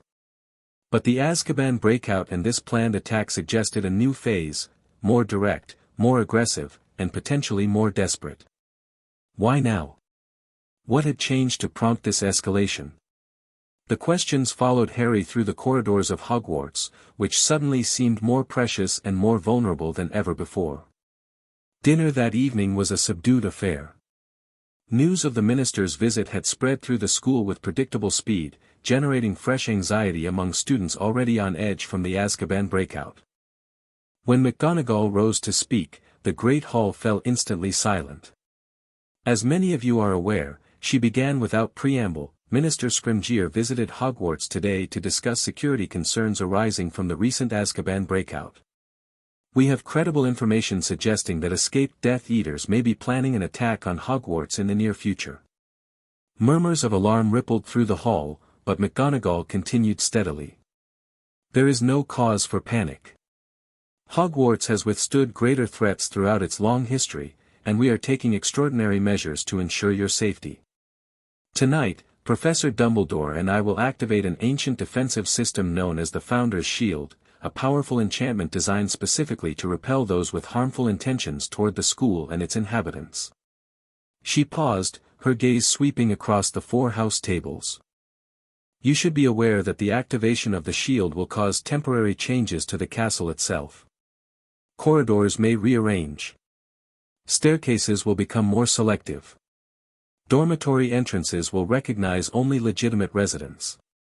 These changes may be disorienting at first, but they are entirely for your protection. Professor Flitwick stood then, adding in his squeaky but authoritative voice, each house will receive detailed maps showing safe routes between classrooms, common rooms, and essential areas like the hospital wing. Prefects will escort first and second-year students until everyone has adjusted to the new arrangements. Additionally, McGonagall continued, 3 Aurors from the Ministry will be stationed on the grounds as a further precaution. You may see them patrolling the perimeter. They are here for your protection and will work in coordination with Hogwarts staff. She straightened, her expression resolute. I want to be clear, Hogwarts remains the safest place in Wizarding Britain. We are not acting out of fear, but from a position of strength and preparedness. The Death Eaters who imagine this school vulnerable will discover, should they attempt an incursion, exactly how formidable our defenses truly are. The confidence in her voice had a visible effect on the student body. Backs straightened. Worried expressions eased. Even some of the youngest students managed small smiles of relief. One final note, McGonagall said, her tone softening slightly. The Founder's Shield responds to intention. Those who wish harm upon their fellow students, regardless of house, blood status, or family connection, would be wise to reconsider such thoughts. The shield does not punish contemplation or debate, even heated disagreement, but active malice will meet with immediate and proportionate response. Her gaze lingered briefly on the Slytherin table, where Malfoy and his cohort sat with carefully neutral expressions. That is all. Prefects, please ensure all students return directly to their dormitories after dinner. Staff meeting in my office in 30 minutes. As students filed out of the Great Hall, Harry noticed Malfoy detach himself from his usual group and head in a different direction, moving with the furtive urgency of someone with a secret mission. Without thinking, Harry murmured to Ron and Hermione, I need to check something. I'll meet you in the common room, and slipped away to follow the Slytherin. Malfoy moved quickly through the corridors, glancing over his shoulder periodically but failing to spot Harry, who kept a careful distance. They ascended to the 7th floor, where Malfoy paced 3 times before a blank wall, the entrance to the room of requirement. Harry's suspicions, which had been simmering for months, crystallized into certainty. Malfoy was up to something connected to Voldemort and possibly to the planned attack. As the Slytherin disappeared into the room, Harry debated following immediately but decided against it. Better to gather Ron and Hermione, retrieve his invisibility cloak, and approach with a plan. He hurried back toward Gryffindor Tower, but as he rounded a corner on the 4th floor, he nearly collided with Snape, whose black robes seemed to materialize from the shadows themselves. "Potter," Snape said silkily. "Curious. I was under the distinct impression that the headmistress instructed all students to return directly to their dormitories." "I was just pursuing your own agenda, as usual," Snape finished for him. "Following Mr. Malfoy, perhaps?" Harry stared, momentarily thrown by Snape's accuracy. "How did you? I am not blind, Potter, nor am I oblivious to the dynamics among my students. You have been watching Draco with poorly concealed suspicion for months." Snape's dark eyes bored into Harry's. "Whatever you believe he is doing, I assure you it is being handled." "Is it?" Harry challenged, frustration overcoming his usual caution around Snape. "Because it looks to me like he's planning something in the room of requirement. Something that might be connected to the attack Bellatrix is coordinating." A flash of something, concern. Alarm, crossed Snape's face before his expression smoothed back into its customary disdain. "Your imagination continues to exceed your intellect, Potter." Nevertheless, he seemed to come to a decision. "Come with me." "Where?" "To the headmistress's office, where preparations for tonight's ritual are underway. Your observations may be relevant to the security discussions." Surprised by this unexpected concession, Harry followed Snape through the corridors and up to McGonagall's office, where they found not just McGonagall and Dumbledore, but also Professors Flitwick, Sprout, and Slughorn, along with Madame Pomfrey and, to Harry's surprise, Kingsley Shacklebolt, who must have arrived while Harry was tailing Malfoy. "Severus, Potter," McGonagall acknowledged them with raised eyebrows. "I wasn't expecting either of you for another hour. Potter has concerns about Mr. Malfoy that may be relevant to our security preparations," Snape said without preamble. "Given the imminent activation of the shield, I thought it prudent to address them now rather than risk complications later." All eyes turned to Harry, who suddenly felt the pressure of so many senior wizards and witches awaiting his explanation. He straightened his shoulders and spoke directly to McGonagall. "I followed Malfoy after dinner. He went to the room of requirement on the 7th floor, looking nervous and checking to make sure he wasn't followed." Harry hesitated, then added, "I've suspected for months that he's working on something for Voldemort, something inside Hogwarts. Given the timing of Bellatrix's planned attack, I'm concerned the two might be connected." "You believe young Mr. Malfoy is coordinating with the escaped Death Eaters?" Slughorn asked, his usually jovial face creased with worry. "That's a serious accusation, my boy." "I don't know if he's coordinating with them directly," Harry clarified. "But he's been spending hours in the room of requirement, and he's clearly under immense pressure. He looks ill half the time, barely eats, and jumps at shadows." "Classic signs of a teenager under coercion," Kingsley observed in his deep, measured voice. "If Voldemort has threatened Malfoy's family to ensure his cooperation, he might feel he has no choice but to comply." Dumbledore, who had been listening silently, finally spoke. "I have been aware of Draco's activities, though not their specific nature. The room of requirement's properties make it extraordinarily difficult to monitor." "You knew?" Harry couldn't keep the accusation from his voice. "And you didn't do anything?" "I have done what I could without driving him to more desperate measures," Dumbledore replied calmly. "Sometimes, Harry, the wisest course is to allow a situation to develop until intervention can be truly effective rather than merely punitive." McGonagall looked displeased. Albus, while I respect your judgment, this information changes our security calculations. If Mr. Malfoy is indeed creating some form of access point for Death Eaters, the Vanishing Cabinet, Harry blurted suddenly, pieces falling into place. There was a broken one at Borgin and Burke's. Malfoy threatened Borgin about fixing its twin. He looked up, seeing understanding dawn on several faces. Vanishing cabinets were used during the First War as emergency escape routes.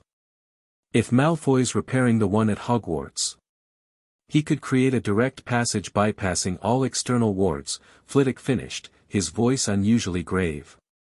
Even the Founder's shield wouldn't prevent emergence from a properly paired cabinet already inside the castle. We must secure the room of requirement immediately, McGonagall decided, rising from her chair. Filius, Severus, Kingsley, with me. Albus, continue preparations for the shield activation. If we're correct about Malfoy's project, we may need those protections sooner than anticipated. As the group prepared to divide, Harry stepped forward. I'm coming too. Potter, McGonagall began, clearly ready to refuse. I know exactly what configuration of the room to request, Harry said quickly. I've been watching Malfoy enter it. And he hesitated, then committed to honesty, I need to see this through. I've been trying to warn people about Malfoy all year, and no one would listen. McGonagall studied him for a long moment before giving a short nod. Very well. But you will follow our instructions precisely. This is not a DA meeting or one of your usual adventures. Harry agreed readily, relief and vindication mingling with apprehension as he followed the professors and Auror out of the office. What would they find in the room of requirement? And more importantly, how far along was Malfoy in whatever plan Voldemort had set for him? The 7th-floor corridor was deserted when they arrived, the entrance to the room of requirement appearing as an ordinary stone wall. Potter, McGonagall said quietly, show us how Mr. Malfoy accesses the room. Harry stepped forward, remembering Malfoy's movements precisely. He paced 3 times, right here, concentrating hard. I think he was asking for a place to hide something, or maybe a place where hidden things are kept.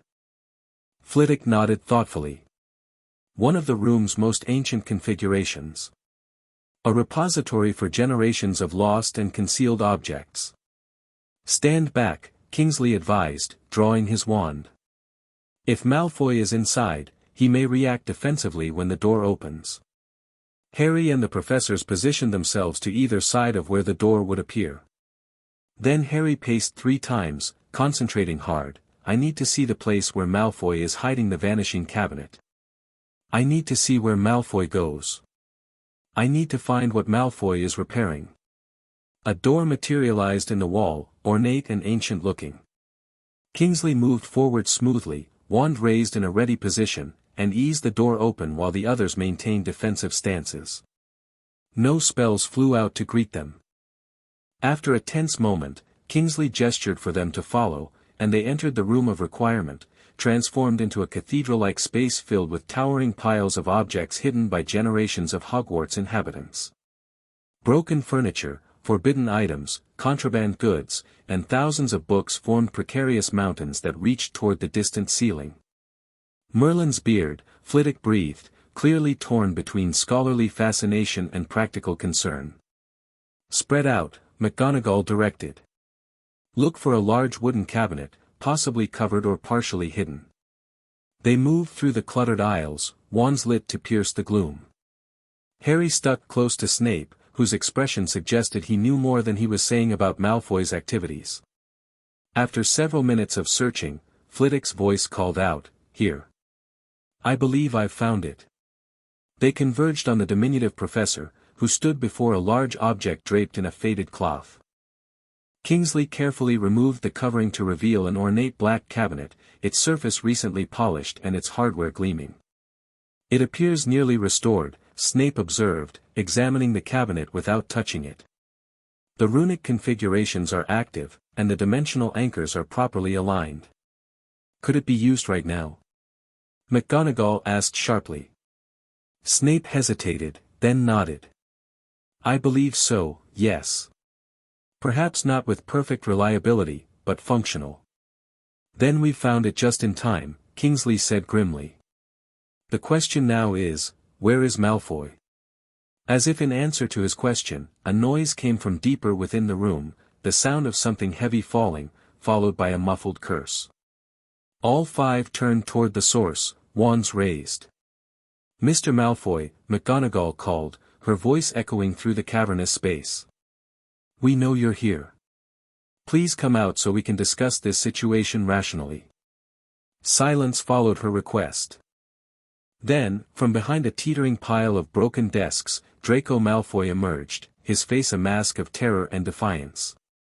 His wand was drawn but pointed at the floor, and his platinum hair was disheveled from running his hands through it. It doesn't matter, he said, his voice cracking slightly. You're too late. It works now. I tested it this morning. Harry's stomach dropped. You've already let someone through? Malfoy's gaze flicked to him, filled with loathing. Not yet, Potter. But I sent the signal. They know it's ready. Who knows, Mr. Malfoy? McGonagall asked, her tone strict but not unkind. Perhaps we can help you if you explain your situation. A bitter laugh escaped Malfoy's lips. Help me? No one can help me. He'll kill my mother if I fail. He'll kill my whole family. Voldemort, Harry said quietly. He's forcing you to do this. Malfoy flinched at the name but didn't deny it. Draco, Snape said, his voice uncharacteristically gentle, the headmistress is correct. There are options available to you, protection for you and your family. You don't understand. Malfoy's voice rose with hysteria. No one can hide from him. No one can protect us. I have to do this or we're all dead. What exactly were you instructed to do? Kingsley asked, his calm, deep voice seeming to steady the distraught boy slightly.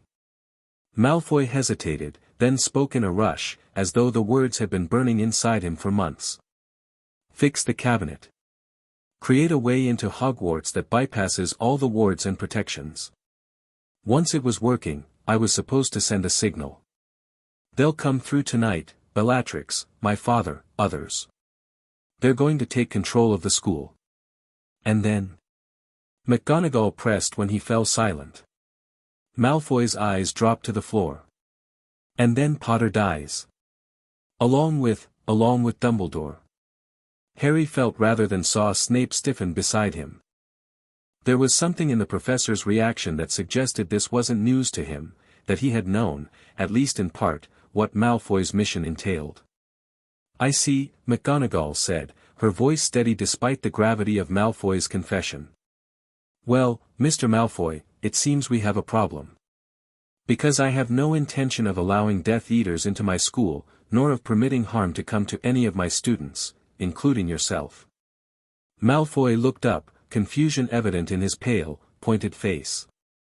What? You are being coerced, McGonagall stated matter-of-factly. Forced to commit acts against your will through threats to your family. While I do not condone your choices, I understand the impossible position in which you've been placed. Indeed, Flitwick added kindly. Many adults would crumble under such pressure, Mr. Malfoy.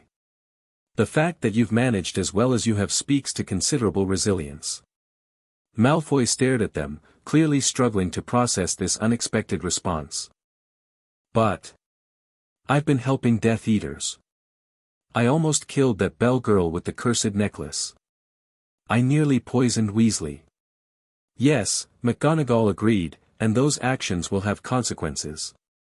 But right now, our priority is preventing this attack and ensuring everyone's safety, including yours and your families. How? Malfoy asked, a terrible hope breaking through his despair. He'll know I failed. He'll kill them anyway. Not if we control the narrative, Kingsley said thoughtfully. Not if we make it appear that you succeeded, at least initially. McGonagall turned to him sharply. What are you suggesting, Kingsley? A trap, the Auror replied, his deep voice rumbling with certainty. We use the cabinet exactly as planned, but on our terms. We allow the Death Eaters to enter, but into a controlled situation where we're fully prepared to capture them." Snape nodded slowly. "It has merit. If executed correctly, it would not only neutralize the immediate threat but potentially remove some of the Dark Lord's most dangerous servants from the field. And potentially save the Malfoy family by maintaining the appearance that Draco fulfilled his mission," Flitwick added, catching on quickly.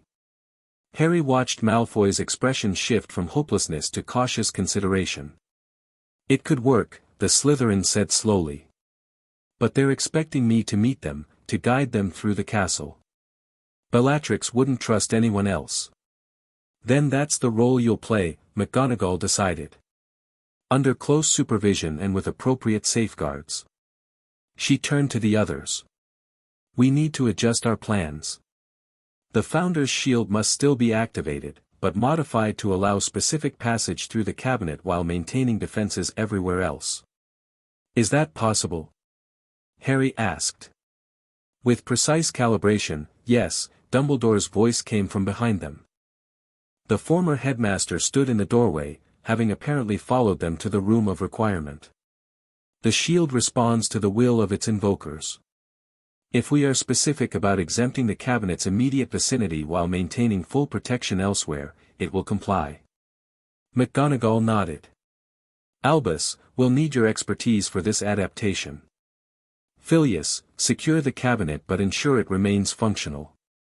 Severus, prepare potions that might be useful in the coming confrontation. Kingsley, contact Tonks and Moody. We'll need more Aurors, but only those we can absolutely trust." "And me?" Malfoy asked, his voice small but steadier than before. McGonagall regarded him with a mixture of sternness and compassion. "You, Mr. Malfoy, will tell us everything you know about the planned attack, every detail, no matter how insignificant it might seem. And then you will follow our instructions precisely if you wish to save yourself and your family." Malfoy nodded, the relief of having the terrible burden partially lifted visibly affecting his posture and expression. "I will." As the group began to disperse to their various tasks, Harry found himself walking alongside Dumbledore back toward McGonagall's office.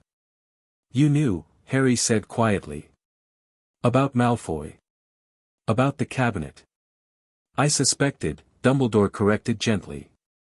"Without certainty of the specific plan. Why didn't you stop him sooner?" Dumbledore sighed, suddenly looking every year of his considerable age. "Because, Harry, sometimes allowing a plot to develop provides opportunities that premature intervention would destroy. Had we stopped Draco months ago, we would have faced an unpredictable Voldemort seeking alternative means of attack. Now, we have a chance to capture some of his most dangerous followers while potentially saving a young man from a path that would destroy him." "It was risky," Harry pointed out. "Students got hurt." "Yes," Dumbledore agreed soberly. "That is the burden of leadership, Harry, balancing immediate safety against long-term security, individual welfare against collective protection. It is a calculus I do not expect you to fully appreciate yet, though you are developing a remarkable intuition for it." Harry considered this as they walked, remembering his own decision to invoke the Potter-Peverell rite. Hadn't he made a similar calculation? Risking disruption and political backlash for what he believed would better protect Hogwarts in the long term. "I understand better than you think," he finally said. I wish there were clearer answers sometimes. Cleaner choices. A sentiment I have expressed many times throughout my long life," Dumbledore smiled sadly. "Leadership rarely presents us with perfect solutions, only with the responsibility to choose the best imperfect path available, and to bear the consequences of that choice with grace." They continued in companionable silence, each lost in thoughts about the difficult night ahead and the even more challenging days that would follow. Midnight approached with tense anticipation. The castle had been quietly prepared for what was to come, with most students securely confined to their dormitories under the pretense of testing the shield's protective enchantments. Only the prefects and DA members had been informed of the real situation, positioned strategically throughout Hogwarts as a secondary line of defense should any Death Eaters breach the primary containment. In the headmistress's office, Harry stood before the ornate desk where McGonagall had placed a shallow silver basin inscribed with ancient runes. Dumbledore stood to his right, and the headmistress herself directly across from him, the three forming a triangle around the basin. "The ritual is relatively straightforward," McGonagall explained, her voice steady despite the gravity of the moment. "I will recite the formal invocation as headmistress. Albus will channel his intent as Hogwarts protector. And you, Potter, will contribute 3 drops of blood as the heir of founding magic." Harry nodded, rolling up his sleeve. "Just tell me when." "There is one modification we must make," Dumbledore added. "As we discussed, the shield must be calibrated to allow our trap to function. When we reach the appropriate moment in the ritual, focus your thoughts specifically on the room of requirement and the cabinet within it. Visualize that area as exempt from the shield's protection, a deliberate opening in our defenses." "Isn't that dangerous?" Harry asked. "What if something goes wrong with the trap?" "The exemption will be narrow and precise," McGonagall assured him. "Limited to the immediate vicinity of the cabinet itself.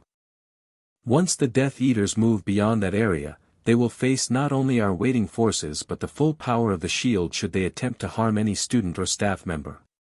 Harry took a deep breath, centering himself as he had learned to do during their expedition to the Founder's Vault.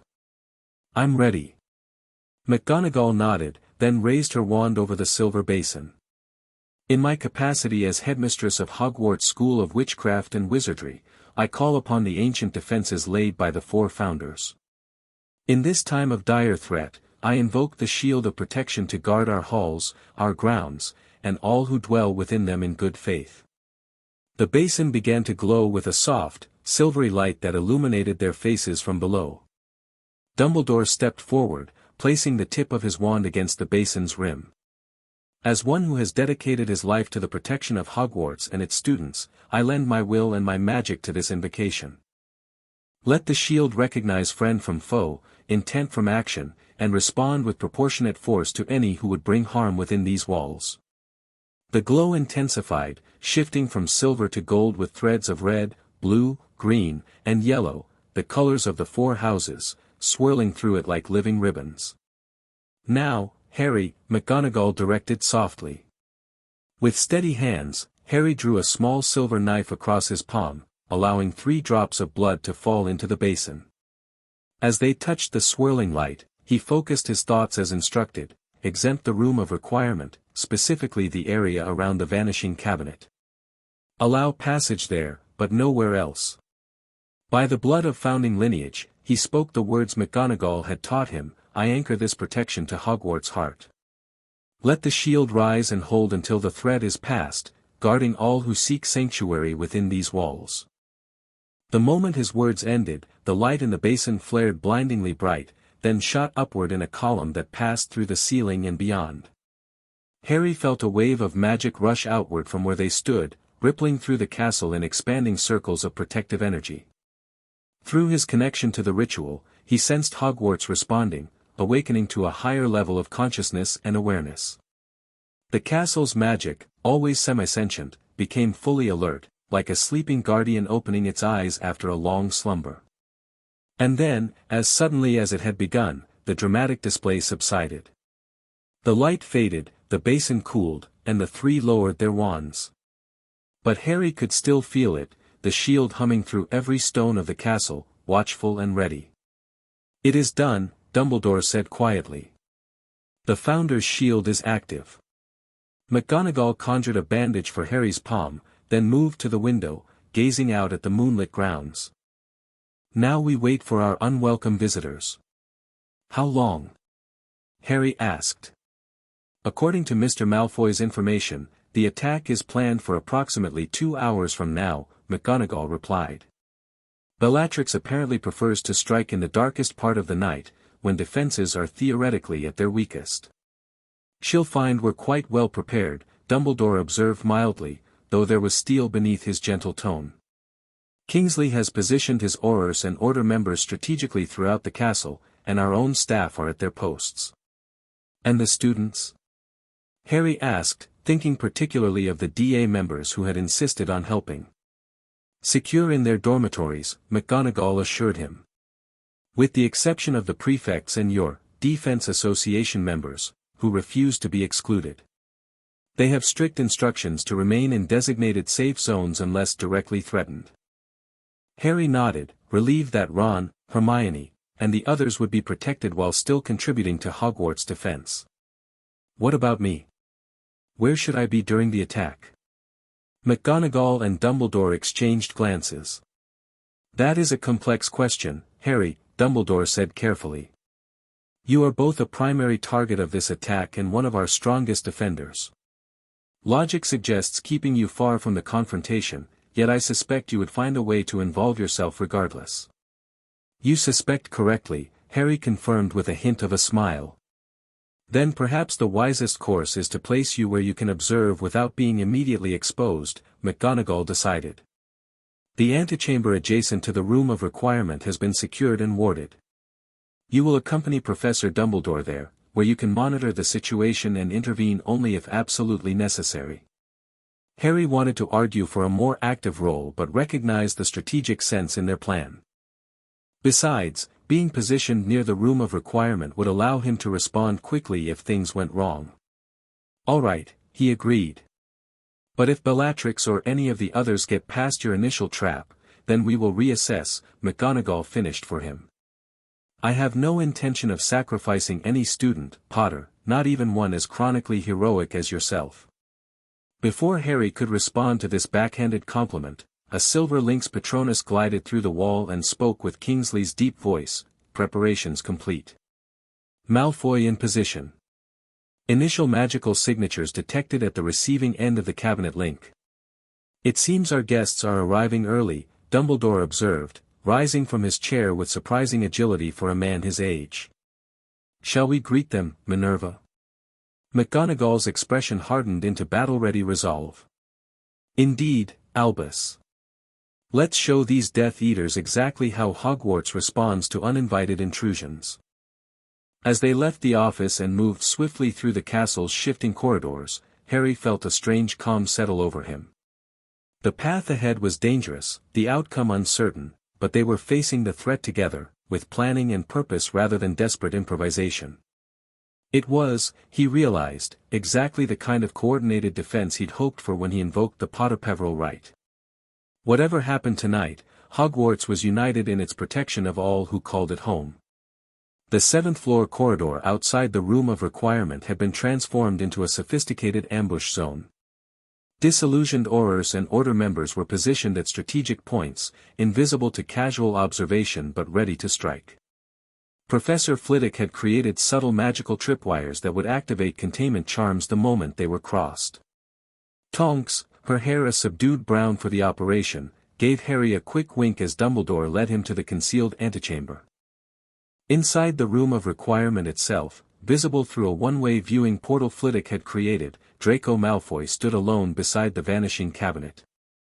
His face was pale but composed, his wand held loosely at his side in a practiced display of casual confidence. Only someone watching closely would notice the slight tremor in his hands or the way his eyes darted occasionally to the hidden observers. Remember, Dumbledore murmured to Harry as they settled into their observation post, we must allow the trap to unfold as planned. No premature intervention, no matter how tempting. Harry nodded, his own wand ready in his hand. Unless something goes catastrophically wrong. Let us hope it doesn't come to that. They didn't have to wait long. Within minutes, the cabinet began to emit a low humming sound, its doors trembling slightly. Malfoy straightened, adopting the aristocratic posture he'd been raised to maintain even in difficult circumstances.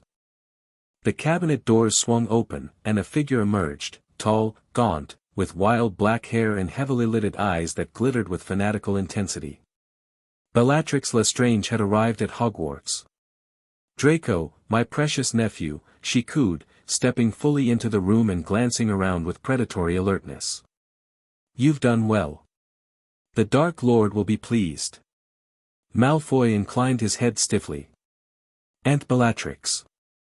Is the way clear? She demanded, still scanning the room. No nasty surprises waiting for us? As clear as I could make it, Malfoy replied carefully, sticking to the script they had prepared. The old fool Dumbledore is checking the outer wards with McGonagall. Most of the staff are patrolling the lower floors. Potter is in Gryffindor Tower. Bellatrix's face split into a manic grin. Perfect. You've exceeded expectations, Draco. Your mother will be so relieved. She turned back toward the cabinet.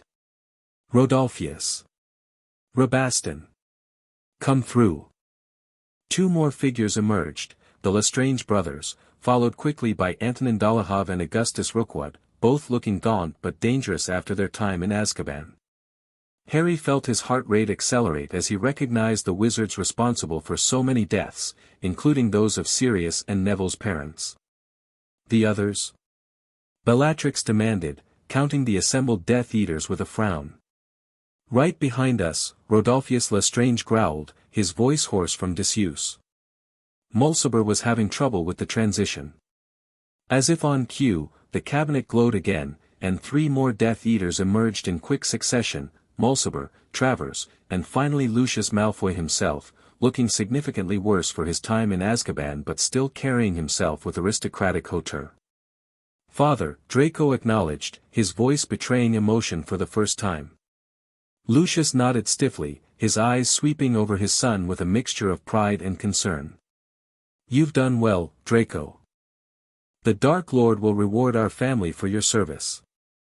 If the boy has done his job properly, Bellatrix cut in impatiently. Where is Potter? That's our primary objective. And Dumbledore, Rookwood added, his scholarly manner at odds with the vicious gleam in his eyes. The Dark Lord was most specific about Dumbledore. Potter is in Gryffindor Tower, Draco repeated. I can lead you there through the back corridors. Dumbledore should still be checking the outer wards with McGonagall, they've been strengthening defenses since the Azkaban breakout. Defenses that won't help them now we're already inside, Bellatrix cackled. Lead on, Draco. Let's collect Potter first, the Dark Lord wants him alive but, damaged. The cruel anticipation in her voice made Harry's hand tighten around his wand, but Dumbledore placed a restraining hand on his arm. Patience, he murmured. Let them move beyond the cabinet's exempt zone. Harry forced himself to remain still as Draco led the Death Eaters toward the Room of Requirement's exit. The moment they stepped through the doorway into the 7th floor corridor, everything happened at once. Kingsley's amplified voice rang out, drop your wands. You are surrounded. The concealment charms dissolved, revealing the Aurors and Order members with wands trained on the Death Eaters. Flitwick's tripwires activated, magical barriers springing up to cut off retreat. And the Founder's shield, sensing hostile intent the moment the Death Eaters left the exempt area, flared into visible manifestation, a translucent dome of golden energy enclosing the intruders while allowing defending spells to pass through from outside. Bellatrix's face contorted with rage and disbelief. Traitor, she shrieked at Draco, who had dived clear of the containment zone as instructed. Her wand whipped toward her nephew, a killing curse forming on her lips, but before she could complete the incantation, the shield intervened. Golden energy wrapped around her wand arm, freezing it in place as similar tendrils immobilized the other Death Eaters. They struggled against the magical restraints, but the shield responded by tightening its hold, drawing power directly from Hogwarts' ancient foundations. Impossible, Lucius Malfoy whispered, staring at the golden energy with horrified recognition. The Founder's shield, it hasn't been activated in centuries. Until tonight, McGonagall stepped forward, her wand steady and her expression stern. Hogwarts protects its own, Mr. Malfoy. A fact your master seems to have forgotten. The Aurors moved inefficiently, applying magical suppression cuffs while the Death Eaters remained immobilized by the shield. Only Bellatrix continued to struggle violently, her magic lashing against the restraints with enough force to create visible distortions in the golden energy. Careful with that one, Moody growled, his magical eye fixed on Bellatrix. She's stronger than the others. As if proving his point, Bellatrix let out a feral scream and managed to partially break through the shield's restraint. Her wand arm jerked upward, a blasting curse erupting from her wand and striking the ceiling. Stone fragments rained down as Tonks lunged forward to tackle her deranged aunt. Harry didn't hesitate. He burst from the antechamber, ignoring Dumbledore's call to wait, and entered the fray just as Bellatrix broke completely free of the weakened section of the shield. Her eyes locked on Harry with maniacal delight. "Baby Potter," she shrieked, deflecting a stunning spell from Tonks with contemptuous ease. "Just the boy we came for." "You're done, Bellatrix," Harry replied, his wand trained steadily on her heart. "Look around. Your friends are captured. Malfoy was working with us the whole time. You've failed." Something dangerous flickered in her eyes, not defeat, but calculation. "Have I?" she purred. "Or perhaps this is exactly where I wanted to be." Before anyone could react, she plunged her hand into her robes and withdrew not a weapon but what appeared to be a small glass orb. Harry recognized it instantly, a powerful magical explosive, similar to the ones Fred and George had been developing but clearly designed for maximum destruction rather than entertainment. "No!" Lucius shouted, suddenly understanding her intent. "Bellatrix," the Dark Lord ordered, "the Dark Lord will understand sacrifice for the cause," Bellatrix hissed, raising the orb high. "If I can't deliver Potter alive, I'll ensure he never opposes our master again." Time seemed to slow as Harry assessed the situation with battle-honed instincts. The explosive in Bellatrix's hand would likely kill everyone in the corridor if detonated. The shield was already strained from her earlier breakthrough. The Aurors were too focused on securing the other prisoners to react in time. Harry raised his wand, a shield charm forming on his lips, knowing it would be insufficient against such a powerful explosive but unable to think of any other defense, and then Draco Malfoy, who had been huddled against the wall since the ambush began, suddenly launched himself at Bellatrix with desperate courage. His shoulder slammed into her midsection, disrupting her balance and sending the glass orb flying from her hand. "Arresto momentum." Dumbledore's voice rang out, slowing the orb's descent as it arced through the air toward the stone floor. But even as the spell took effect, Bellatrix recovered with inhuman speed, her wand slashing toward Draco. "Avada, Protego!" Harry roared, throwing everything he had into the shield charm that materialized between Malfoy and his aunt. The killing curse died on Bellatrix's lips as multiple stunning spells finally broke through her defenses, striking her from several directions at once.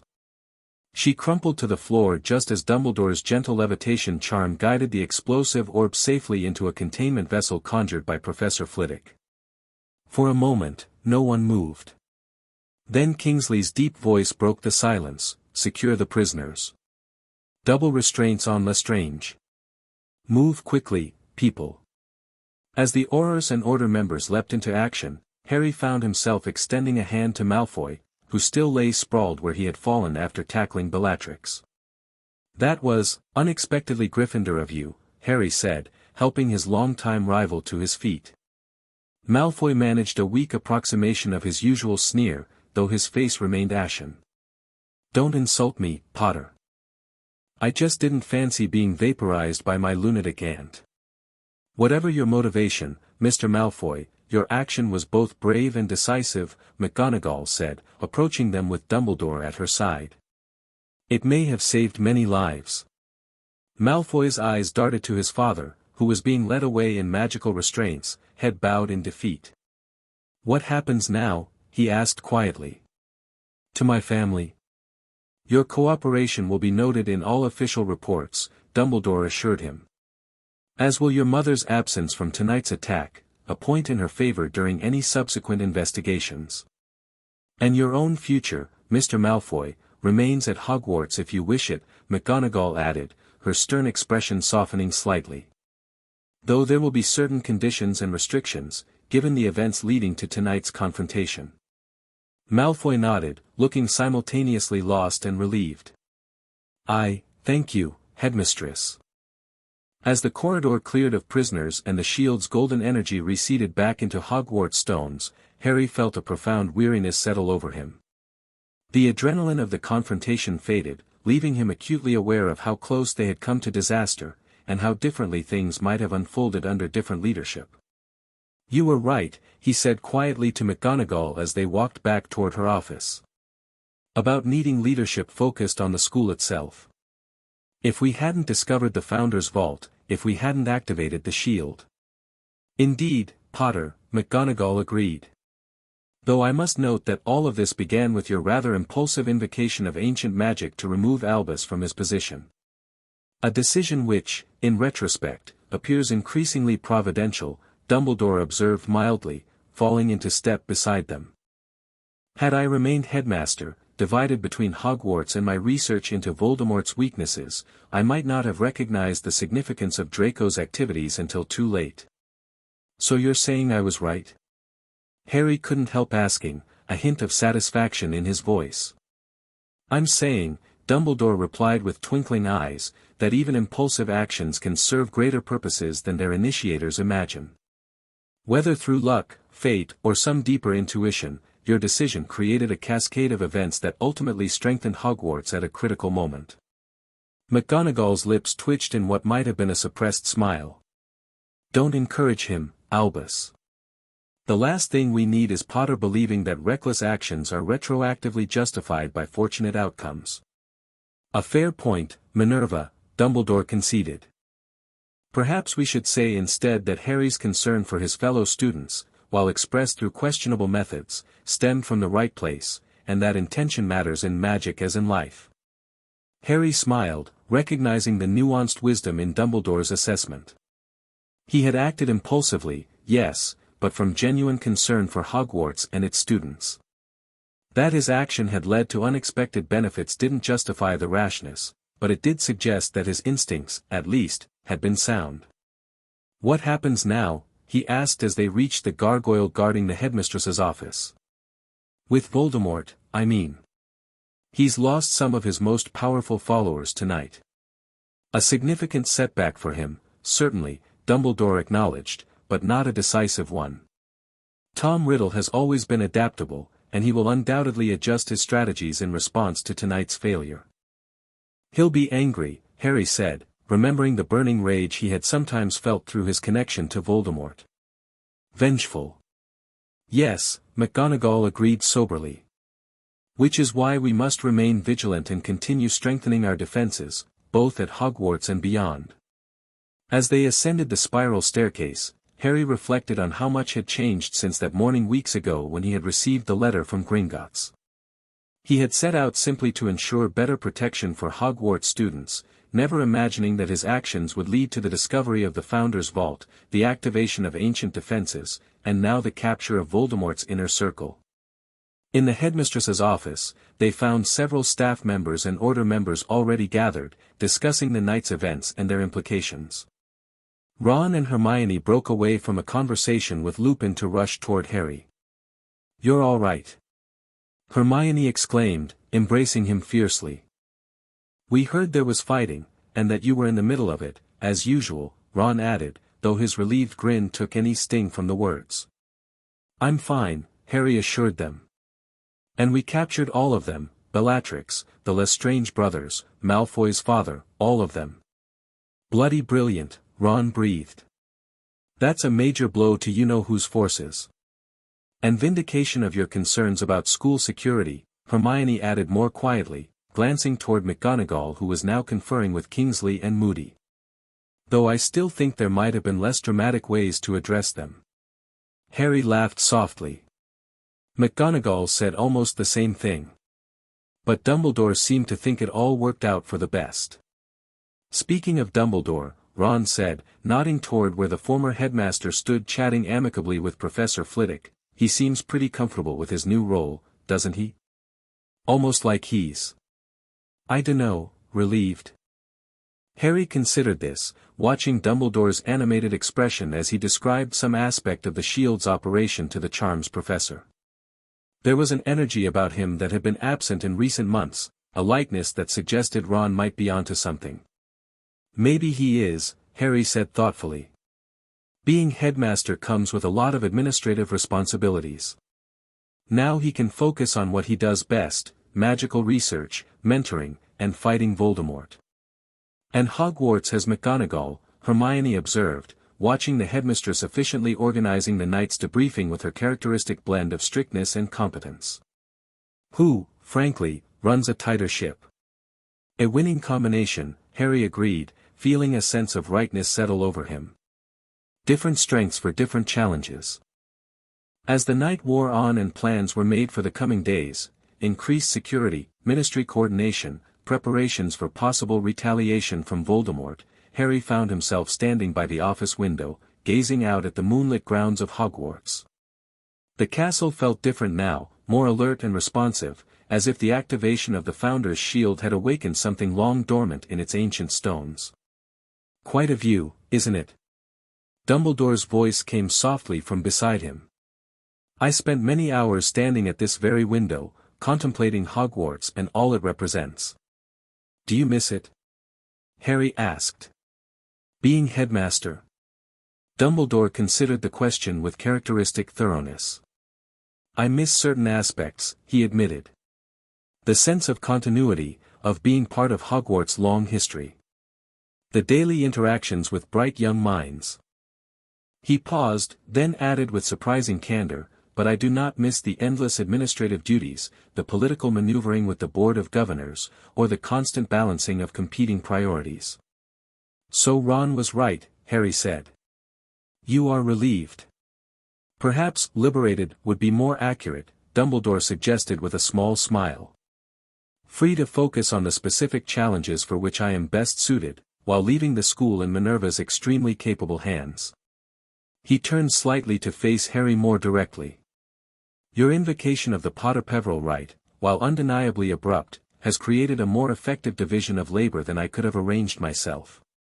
Sometimes, Harry, the most valuable contribution is not in doing everything oneself, but in ensuring the right people are in the right positions. I didn't plan it that way, Harry admitted. I just wanted students to be safer. And they are, Dumbledore affirmed. Tonight proved that beyond question. Had Bellatrix and her companions entered a Hogwarts without the Founder's Shield, without coordinated leadership focused specifically on school security, the outcome might have been tragic indeed. Harry nodded, feeling a weight lift from his shoulders, the lingering doubt about whether his impulsive action had truly been justified. So what comes next? For Hogwarts. A period of adaptation to its new leadership structure and enhanced defenses. Dumbledore's expression grew more serious. For the wider wizarding world. Increased conflict, I fear. Voldemort will not take tonight's defeat lightly. And for you, Harry. His blue eyes held Harry's with gentle intensity. Further growth into the leader you are already becoming, someone who recognizes problems, takes action to address them, and accepts the consequences of those actions, both intended and unintended. Before Harry could respond to this assessment, McGonagall joined them at the window, looking unusually thoughtful. The Ministry has taken custody of the prisoners, she informed them. Kingsley will oversee their transportation to a secure facility until more permanent arrangements can be made. Excellent, Dumbledore nodded. And the Vanishing Cabinet? Dismantled and its components separated, McGonagall replied with satisfaction. Professor Flitwick assures me it cannot be reassembled without explicit instructions that only he possesses. And the shield? Harry asked. Will it remain active? McGonagall exchanged glances with Dumbledore before answering. In a modified form, yes. The full manifestation requires too much magical energy to maintain indefinitely, but a reduced version, sufficient to alert us to malicious intrusion and provide immediate defense, can be sustained without strain. Another example of balanced leadership, Dumbledore observed. Maintaining necessary protection without exhausting resources. McGonagall's lips twitched in what might almost have been a smile. Indeed, Albus. She turned to Harry, her expression becoming more serious. I wish to thank you, Potter. Not for the manner in which you initiated these changes, which remains unnecessarily dramatic and procedurally questionable, but for your underlying conviction that student safety must be our highest priority. Coming from McGonagall, this qualified expression of gratitude was high praise indeed. Harry felt his face warm slightly. "Thank you, Professor. I'm sorry for the, procedural issues." "Yes, well," McGonagall adjusted her spectacles briskly, "what's done is done. The question now is how we move forward. Hogwarts faces significant challenges in the coming months, rebuilding confidence after tonight's intrusion, preparing students for the increasingly dangerous world beyond our walls, maintaining vigilance against future attacks. Challenges for which you are singularly well-equipped, Minerva," Dumbledore said with evident sincerity. "While I focus on addressing the source of the threat directly. And the rest of us do our part," Harry added, thinking of the DA and their commitment to preparing for whatever might come. As dawn light began to brighten the eastern sky, painting Hogwarts towers with golden radiance, the three remained at the window, the current headmistress, her predecessor-turned-advisor, and the young man whose impulsive action had catalyzed their new arrangement. Different in approach, personality, and experience, but united in their dedication to the school that had shaped them all. Harry thought about the journey that had brought them to this moment, from his discovery of the Potter-Peverell rite, through the stabilization of the Founder's Vault, to tonight's successful defense against Death Eater infiltration. What had begun as a frustrated student's attempt to ensure better protection had evolved into something far more significant, a recalibration of Hogwarts leadership to better meet the challenges of increasingly dangerous times. "We're ready," he said quietly, watching the sun rise over the school he loved. "Whatever comes next, Hogwarts is ready." And standing between the wise old wizard who had guided him for years and the formidable witch who now led their school with unwavering resolve, Harry believed it with his whole heart. The end. Thank you for watching this video. Please be sure to subscribe to our channel and like this video.